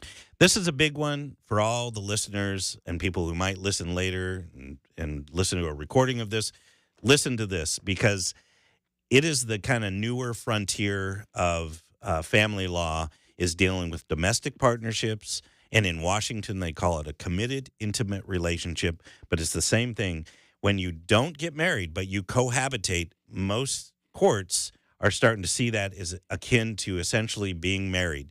You're living whether you together. have a marriage certificate or not. Yeah, whether you have a marriage certificate, so you're accumulating money in your retirement. Well, it used to be, if it's not, the name is not jointly on piece of property, it's completely off the table. Now they're looking at things equitably, and you could accumulate retirement dollars that could be looked at the court. Now, they can't divide retirement in a domestic partnership, but they can give somebody more property or more cash in some other way. House that you're living in that was yours before you got into this relationship, that person, you're subsidizing that equity that increases due to the principal pay down, or just equity due to the market forces, that could be on the table. So just thinking because you haven't gotten married doesn't mean that there's not exposure you have. So that's why we do more and more cohabitation agreements, which is, if we're going to live together, these are the terms by which we live together, which is a bit sad. But I think that the reason that domestic partnerships have got there is because it's been inequitable. People have committed to being like married and investing in things, and then they break up, and that one person who's kind of put a lot of money or sweat equity into a house, to say, sorry, you just got to walk away. I know you put $60,000 or $70,000. I talked with a guy today. He's invested $60,000 into his partner's house and thought, oh, yeah, we're going to be together, because that's what they talked about. And she says, sorry, we got to break up. I'll see you later. So he's like, can I get some recourse? Well, they've been together for 7 years. So the answer is, yeah, probably. So be careful on the cohabitation if you're not intending. What's that line in Jerry Maguire? You shoplift the pootie? Be careful, That's right. Be careful of shoplifting. There are penalties if you shoplift the pootie. Absolutely. Good quote. But I'm glad that guy called you, because if not, he wouldn't have known. He could. Yeah, he thought he'd just pack his bags and get out. But he's a contractor, so he put a lot of sweat equity into this house, as well as he paid for all the materials, because he thought, we're a partnership. Yeah. And then she says, no, it's all in So my he's not name. even trying to, be rude about it. He's like, hey, this is fair, just some fair game here. All he wants is the actual financial investment. But I said, well, it's more than that, because you did improve the value of the house. There's equity there that has increased. Sure, because of his investment. That's right. We can back out the premarital equity. We can do a historical appraisal to when you got into the relationship and compared that to what the outstanding balance of the mortgage was, and we can see what the increase in equity was, and that can be on the table, and that's a fair deal. Now, is this just becoming a thing because of the prevalence of people not getting married but just choosing to live together? Yeah, actually, when gay marriage became legal, if you want to say it that way, it used to be domestic partners are really reserved for gay couples who couldn't get married, and so they were still doing all the same things. They were have kids together, they were buying property together, and they need a mechanism when they had their disputes to resolve it. So domestic partnership was, oh yeah. Well, now the heteros have just hijacked the whole concept and shoved, and now you can, everybody can get married now. And so it's really expanded. So over the last decade, it's really opened up, and that's why the courts are very liberal in their interpretation of what a domestic partnership is. And so it's very prevalent these days. All right, I got a question here from the 503. He's curious about divorces or what you've seen with divorce for the last couple of years when gambling became legalized by the feds. And so you've got all these other states picking up. This listener knows me. Yeah. So I don't think he's referring to you specifically, but have you seen gambling become more of an issue in some of the divorces? That's a great question because, of course, my wife has yet to divorce me, but I do okay, but not good enough to stay married with on the gambling side. So I keep my day job. Not that in particular, but the financial stress, because if you have problems with the gambling, just like alcohol or addictions or the any financial kind of problems, the financial problems, really, but not as much. I think those are going to it's going to be more prevalent. It's a great question because it's going to be more and more prevalent. You might see more of those, 5-6 years down the road. It would really help if they legalized college gambling in Oregon to increase my business. That would be great. I would. And as you always point out, I don't need your money. You're doing fine. No. We're busy enough. We have enough to do, but gambling, just like any other thing that can get away from you, can really cause some problems in a relationship. Yeah. So absolutely. All right, Colin Amos, he's my man. If you have, this is how it works. If you're facing a divorce or custody issue, or you want information on a prenuptial agreement, all you have to do is call 1-800-DIVORCE. That first call to Colin is at no charge. So it's a consultation. He'll answer every question you have. 1-800-DIVORCE. You can check him out online at goldbergjones-or.com. Law offices of Goldberg and Jones. And you deal with people in Portland, Southwest Washington. So you can handle anything. Yeah, down to, Marion County, all the counties, and certainly Southwest Washington. All right. But I answer, people call me from all over the state. I answer all the questions. That's awesome. Not a problem. Thank you as usual. Have fun on your golf trip. Yes. And we'll catch up with you in a few weeks. Oh, yeah, brother. All right. We'll keep things rolling. We'll come back. Joe DeLeone talking ball at 5:20, and we'll hear from some of the people who were a big part of the Trailblazer win last night at 5 and Trailblazer Ticket Tuesday at 5 here on the Rip City Drive, 620 Rip City Radio, your home of the Portland Trailblazers.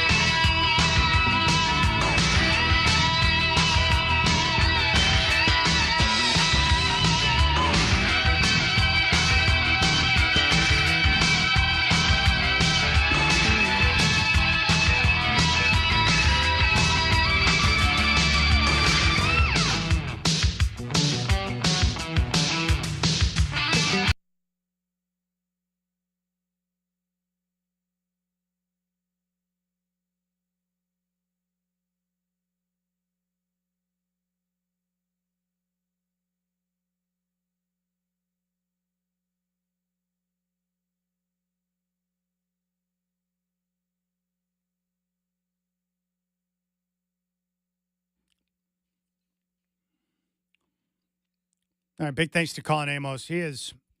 That's a really good guy.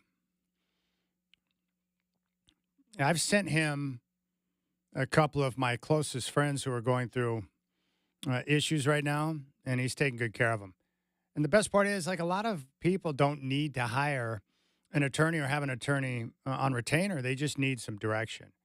And so that's what he's there for. So, again, if you're facing any of those issues, 1-800-DIVORCE.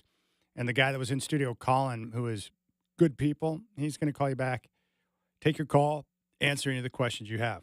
I want to bring in Brendan Slaughter, who is with me today. And, you know, we were promoting it, and it was actually a pretty cool deal. I can't remember, was it 13 Days of Christmas?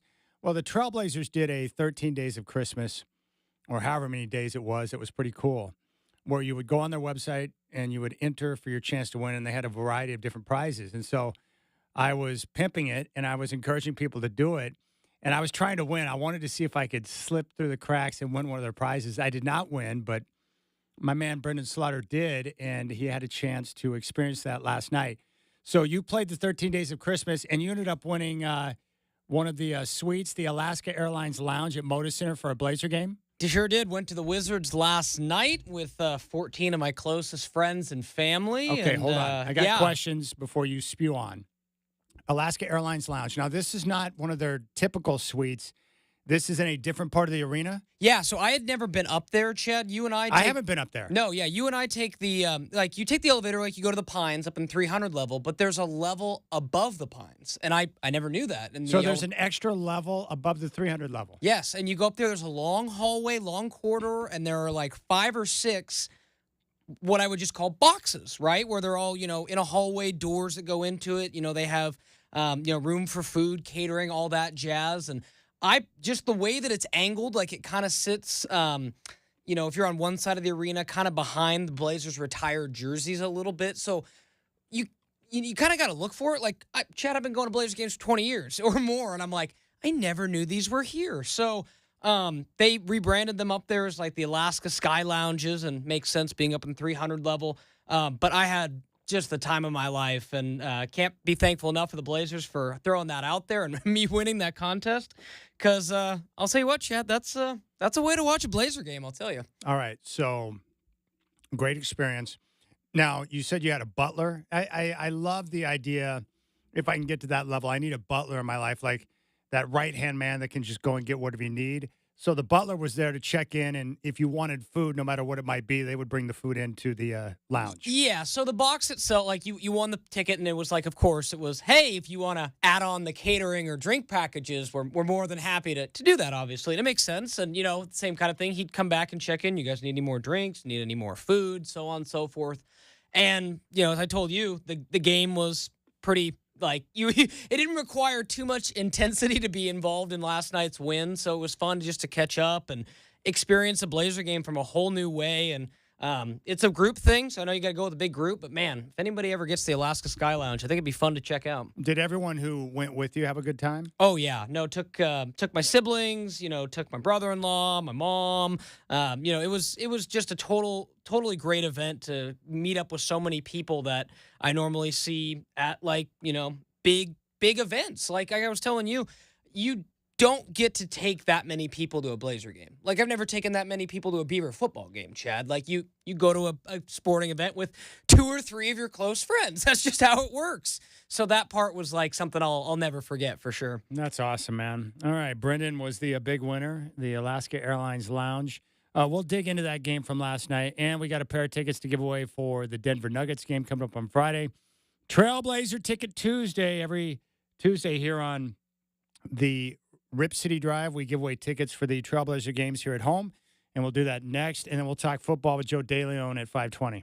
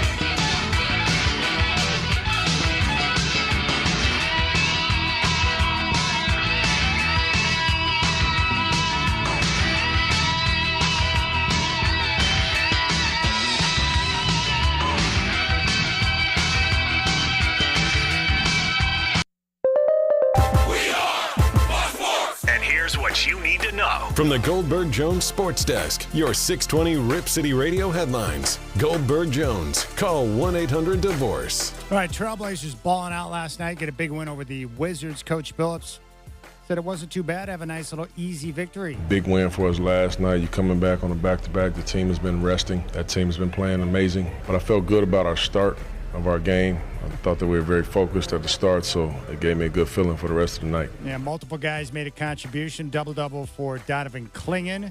Denny Abdia, 15.6 rebounds, 16 points, 5 boards for Shaedon Sharp. The Blazers are 3 games behind Dallas for the final play-in spot, 13 games to play. Their 7-game homestand will continue tomorrow. Memphis will be in town. Tip at 7, game day at 5 with Chris Burkhardt. The next 4 contenders at home: Memphis, Denver, Boston, Cleveland. The Dodgers win their opener 4-1 over the Cubs in the Tokyo series. Ohtani, 2 hits, 2 runs. Eagles defensive end Brandon Graham officially retires after 15 seasons. Joe DeLeone going to talk ball with me coming up at 5:20. The home of the OSAA is 620 Rip City Radio.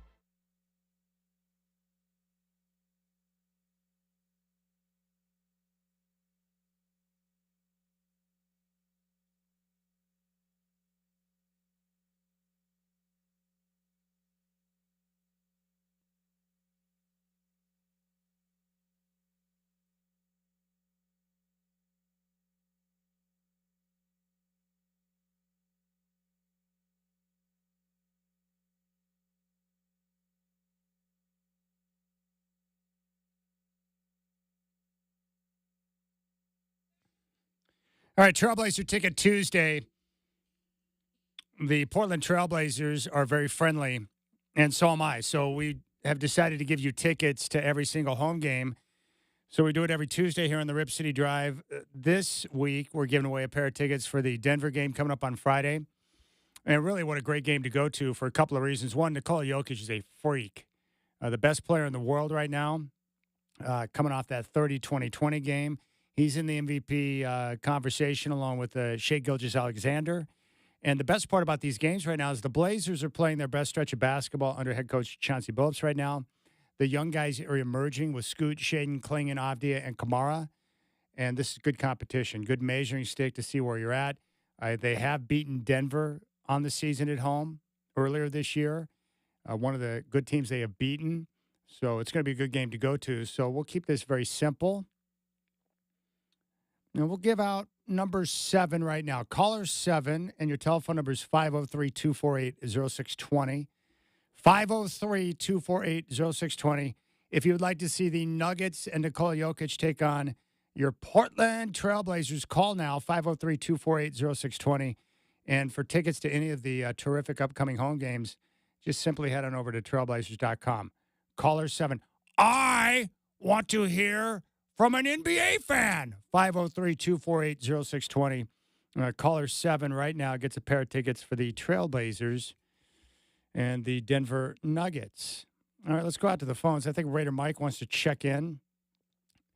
All right, Raider Mike, I'm going to come to you, and all I request is that you watch what comes out of your pie hole. I've got the dump button here. I am prepared. Let's go to Raider Mike. Raider Mike, what's up, I know brother? you're prepared. You're always prepared. Anyway. Dude, what do you think of Q Myers stepping up in the ranks, man? I introduced you to him a couple years ago. Oh, Q's awesome, and man. he's got. Oh, I love Q, man.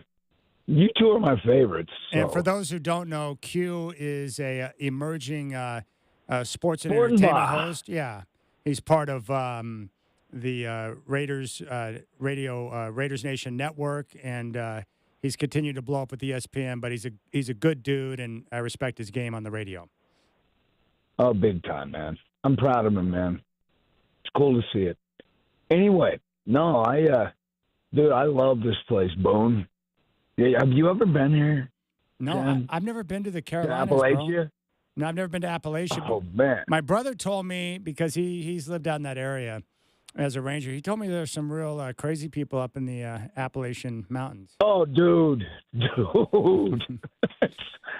Like we're Yes. talking about, as he described it, we're talking about Inbred. some real legit, like moonshine type people up there. No, they're inbreds. This is deliverance right here. Near, near, near, near, near, near, near. They got great musicians, though.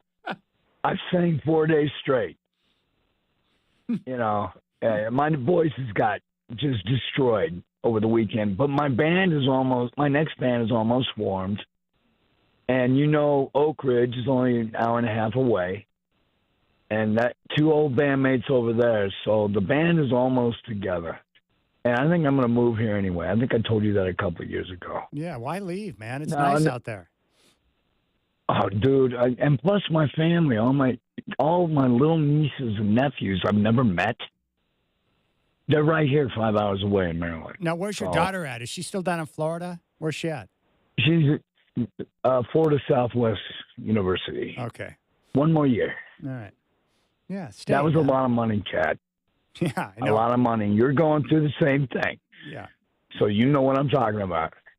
Anyway, no, she's doing well. I called you. Enough about me. By the way, PSA. Hey, Carolina got slaughtered, Trump. You need to send more money here and get this fixed. It's one of the most beautiful places I've ever seen in my life. And it's destroyed. It's just destroyed. And we can't do a normal hurricane cleanup here, Chad. We got to pick it off the mountain. I know, but when you say we can't destroyed, put equipment up there. Raider Mike, when you say destroyed, give me an example of what you're seeing. How bad is it? Like, what are we talking about? I'm 4,000 feet in the air, whatever. And there's just complete trees just slaughtered, just gone, wiped out, put down. And as soon as fire season comes, you're going to have California East, Carolina.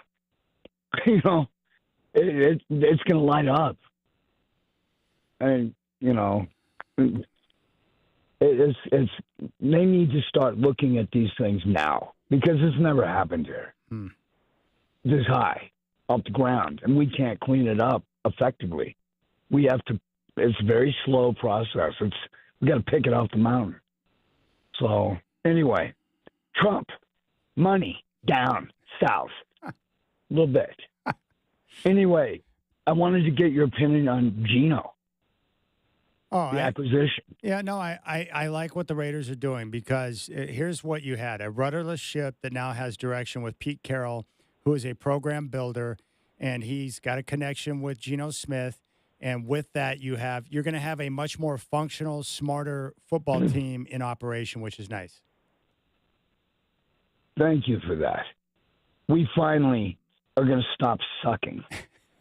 I think. No, but they will. I really believe that, Raider Mike. No, I believe it because Pete Carroll is a program builder. He's proven that. He's got respect and experience. And Geno Smith is not a dynamic player, but he's going to run the offense and be smart the way that Pete wants him to. You got Tom Brady there helping make decisions. They now have direction, and Pete Carroll will lay a foundation. However many years he's there, 3 years, 4 years, whatever the number is, he's going to lay a foundation and get them pointed in the right direction. The decision-making will be more sound. You'll see a plan for what they're doing. Pete Carroll will bring real atmosphere to their practices and their preparation. Yeah, Pete Carroll knows what he's doing. So that was a good hire. They needed stability, and they got it with Pete, which is great. Also, side note, that's the first shout-out that we've had to an active president on the show, and I think that might be the first time I've heard the word inbreds on the program. My brother told me that. I don't know. I've never been there, but my brother's a park ranger. He just let me know that there's some crazy people in the Appalachian Mountains. That's all he told me. And I've talked to people who lived in Tennessee who will confirm that that could be the case. Like people that actually are up there drinking shine.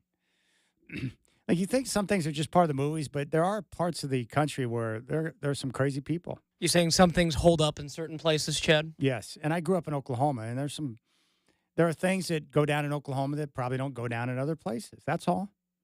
Like I never thought cockfighting was real until I realized that I had extended family members that might be involved in some backdoor country cockfighting. I was like, that actually happens. Okay. People actually do that. Yeah, I mean, you can't say till you've been, right?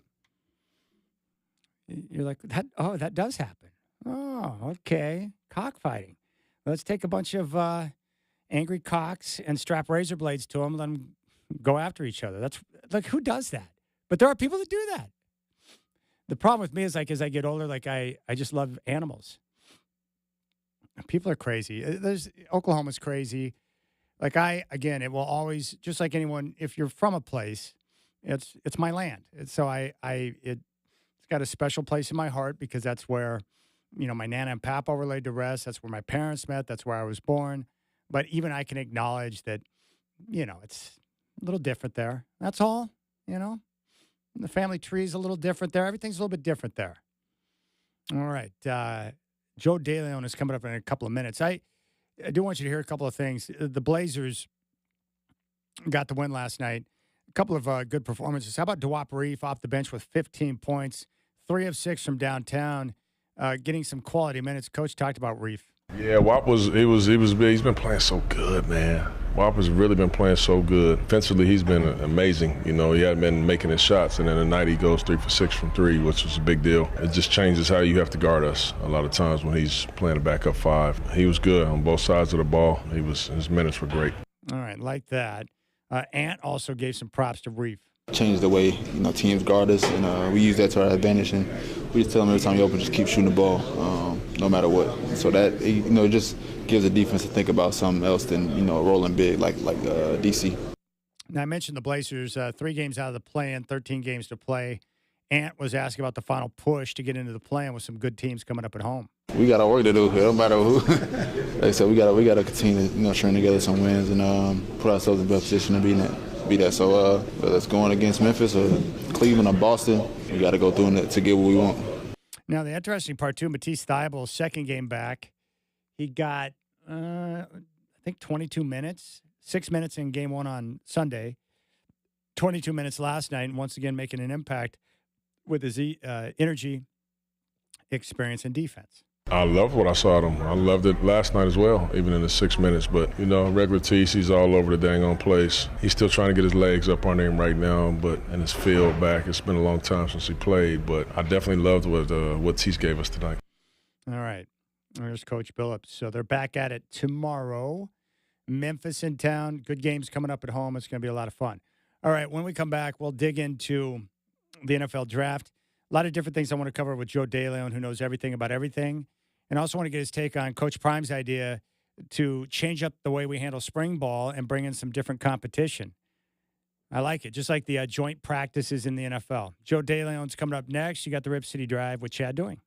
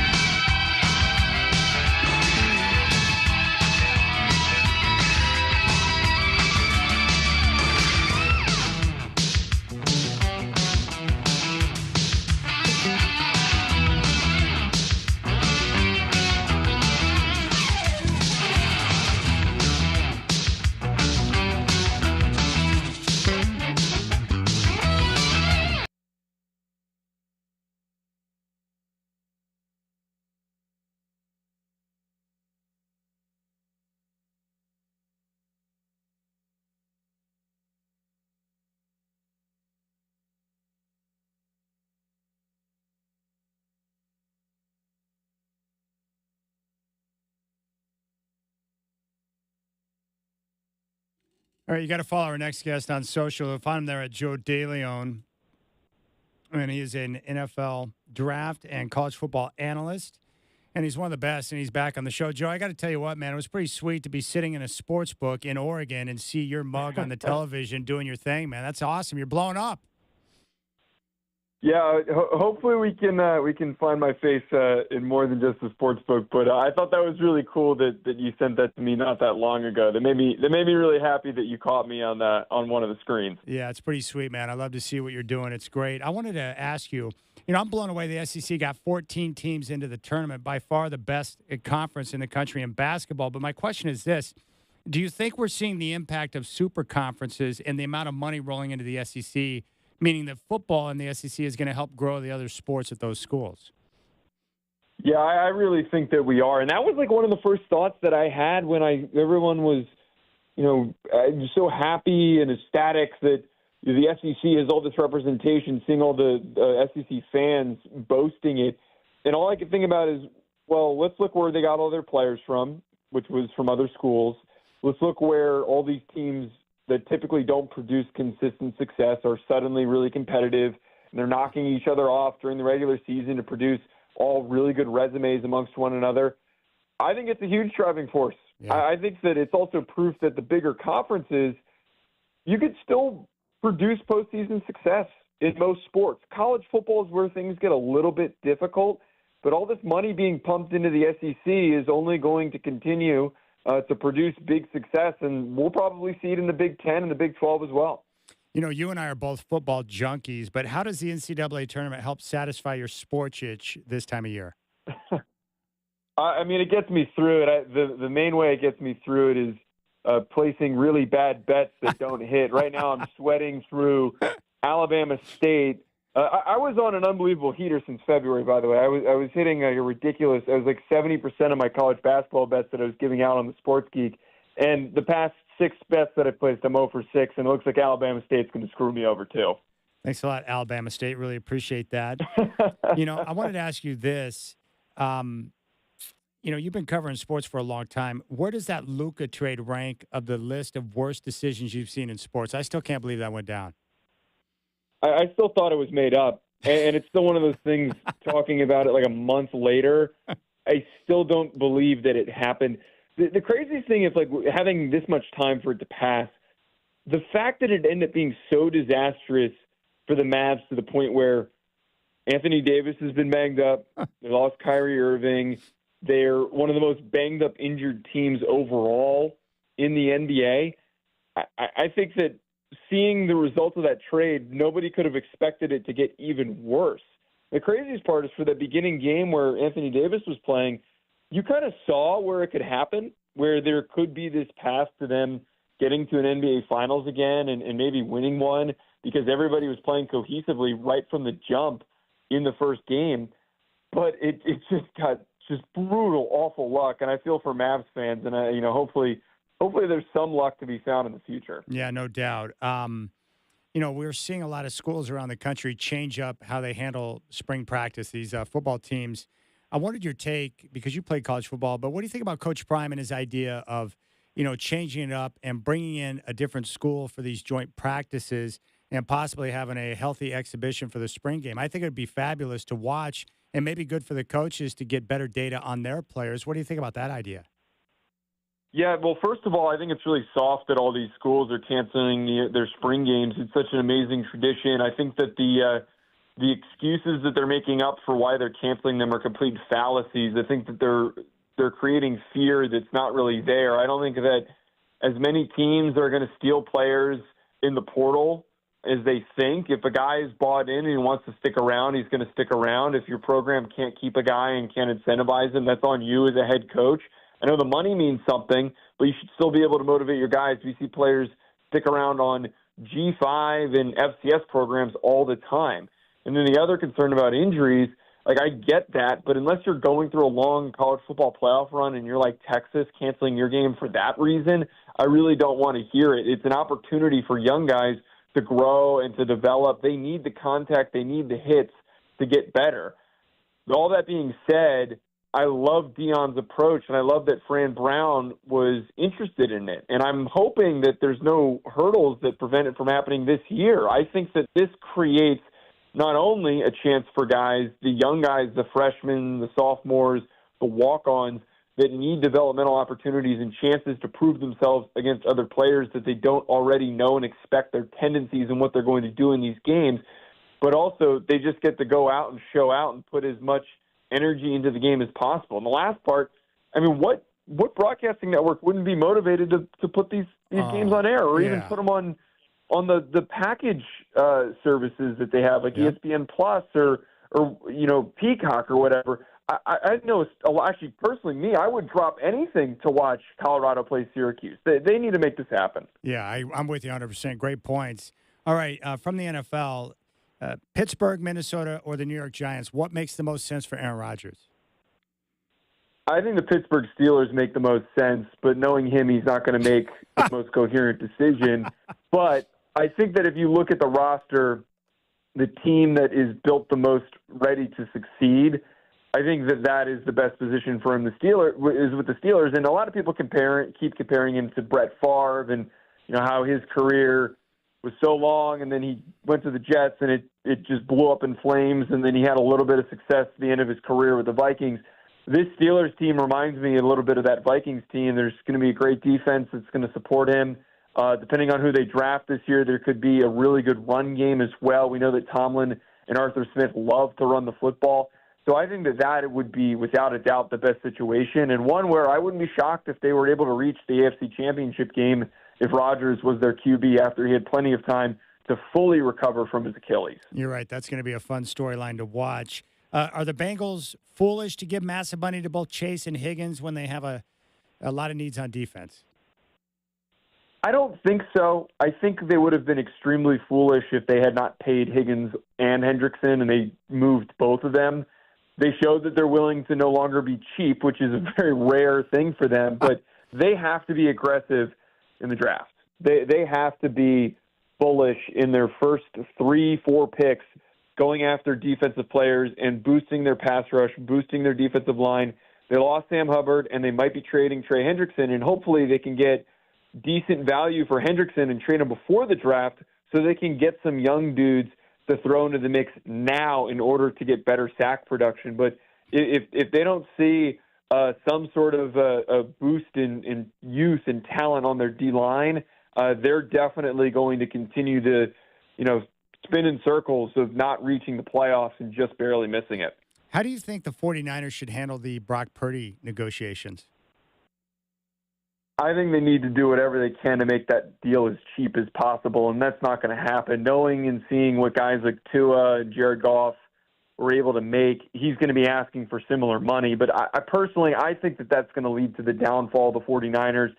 Their success has been based off of the fact that they've been able to pay big-name players that are some of the best at their positions.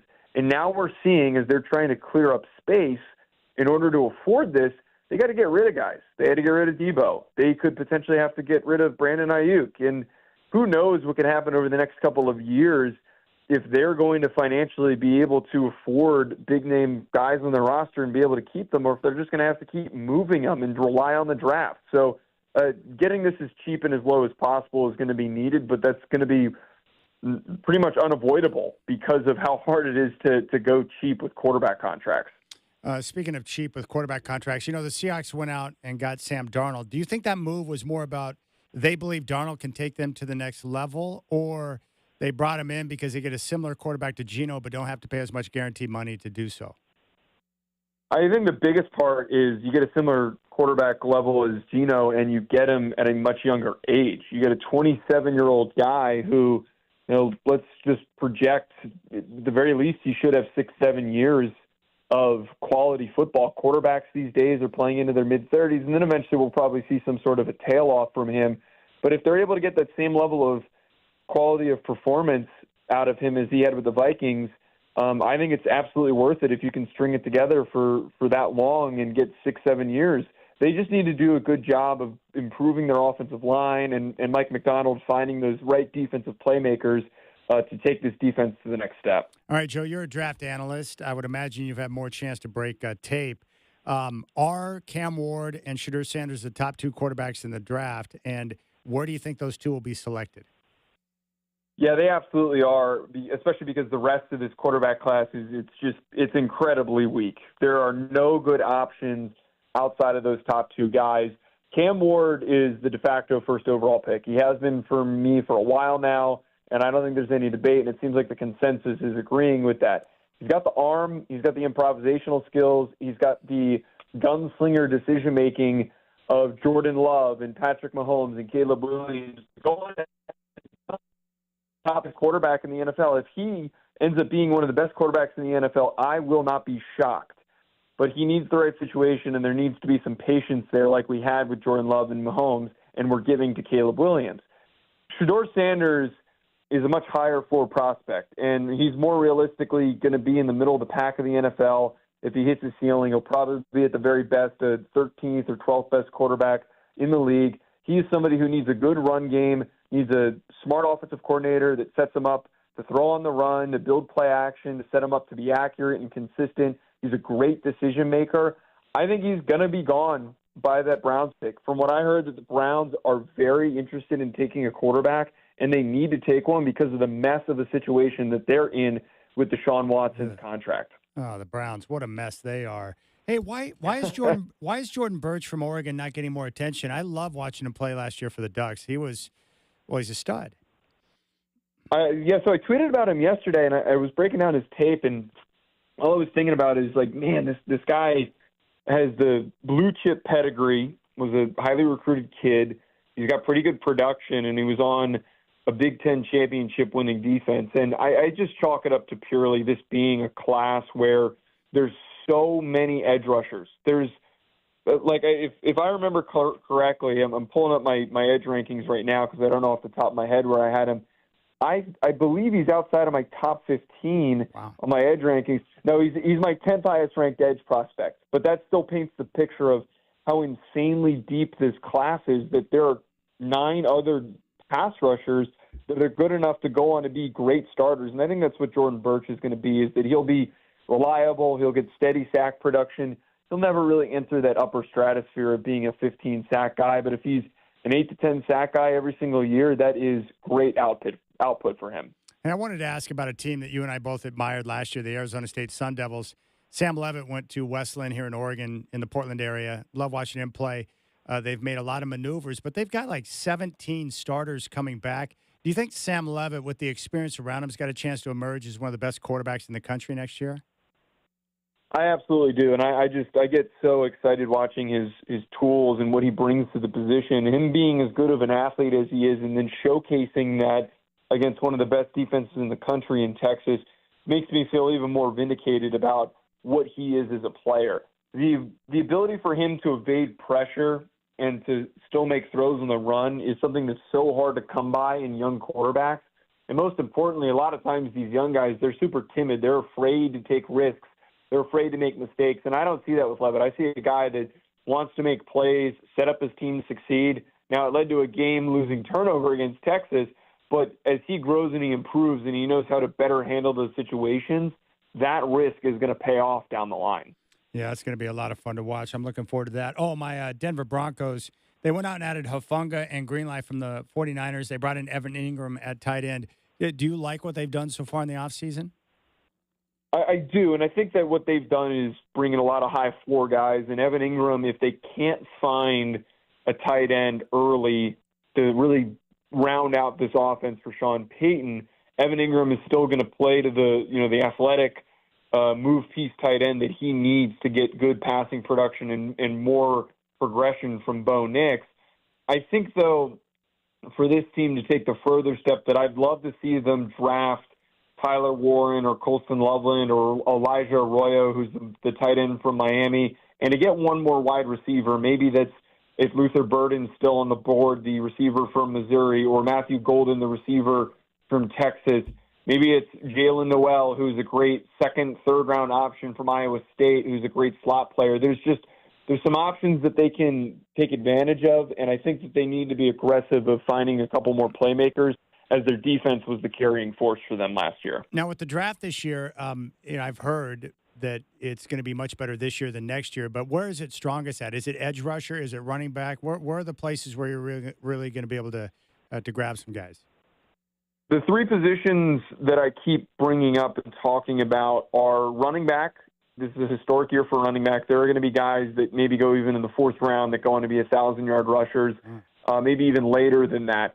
Defensive tackle, you can get a starting 3-down defensive tackle or a premier 2-down defensive tackle in the fourth, fifth round. And then edge rusher, as we've talked about, there's just so many different options where you can get situation-specific guys. You can get guys that play to specific schemes. There's just so many different body types and skill sets that can be found in this defensive line class overall. All right, Joe DeLeone, NFL draft and college expert. Well, Joe, I appreciate you coming on. I love talking with you, and I will say a little prayer for you tonight. I hope you get back on another heater because it's never good to go through a cold streak on the Thursday, Friday of the opening part of the tournament. That would suck. We're doing better right now. There's 3 minutes to go. I just need Alabama State to win by 5. They're up by 2. They were down by more than 5 for a while, so we're looking okay. But the prayer would be appreciated. All right, so it's going to come down to free throws. They got to make some free throws for you. Hopefully. Thanks again for having me. Thanks, brother. There's Joe DeLeone. Love him. All right, there you go. Little primer for the draft. So the three positions he named: running back, defensive tackle, edge rusher, where you're going to be able to find many different types of guys for different situations for what you need for your team. Can't wait for football season already. Tournament's coming up. Oh, by the way, the Oregon State women, we're going to carry every tournament game here on 620 Rip City Radio. Big props to Coach Ruick, who's going to join me tomorrow at 4 o'clock. What was it, Brendan? They lost all 5 starters from last year's squad? I mean, something like 80% of their total scoring production. I mean, they rebuilt from almost nothing. And then they win the WCC tournament and get their bid into the NCAA. Yeah, I mean, even start the year, Chad. I think at one point they were 4-8 to start the year. They're now 19-14. So, you know, I've seen it get thrown around. Death taxes and Scott Ruick taking his team to postseason. So you got to love it. He's a good dude and a very good coach. Amazing. Yeah, one of my favorite human beings I've ever gotten a chance to meet. He's a classy guy, great coach, just awesome. All right. Joe DeLeone, very cool. It was nice to have Colin Amos in studio. Telephone number is 503-248-0620. Raider Mike used the word inbred on the program. He's hanging out around some crazy people in Appalachia. And there you have it. That's the program. That was a very good program today. Nice work, Brendan. I appreciate your time. Oh, yeah, man. It was a lot of fun. I hadn't seen you in a hot minute, so good to catch up. All right, that's going to do it for us. We're now going to kick it straight to the Seattle Kraken. They're in Chicago taking on the Blackhawks, and that game is getting ready to get underway. So enjoy Kraken hockey, and a big thanks to all of you. Tomorrow, Rip City Drive from 3 until 5 from Moda Center. Scott Ruick at 4 o'clock. And then tip off with the Grizzlies at 7. So enjoy your evening, and we'll talk to you tomorrow.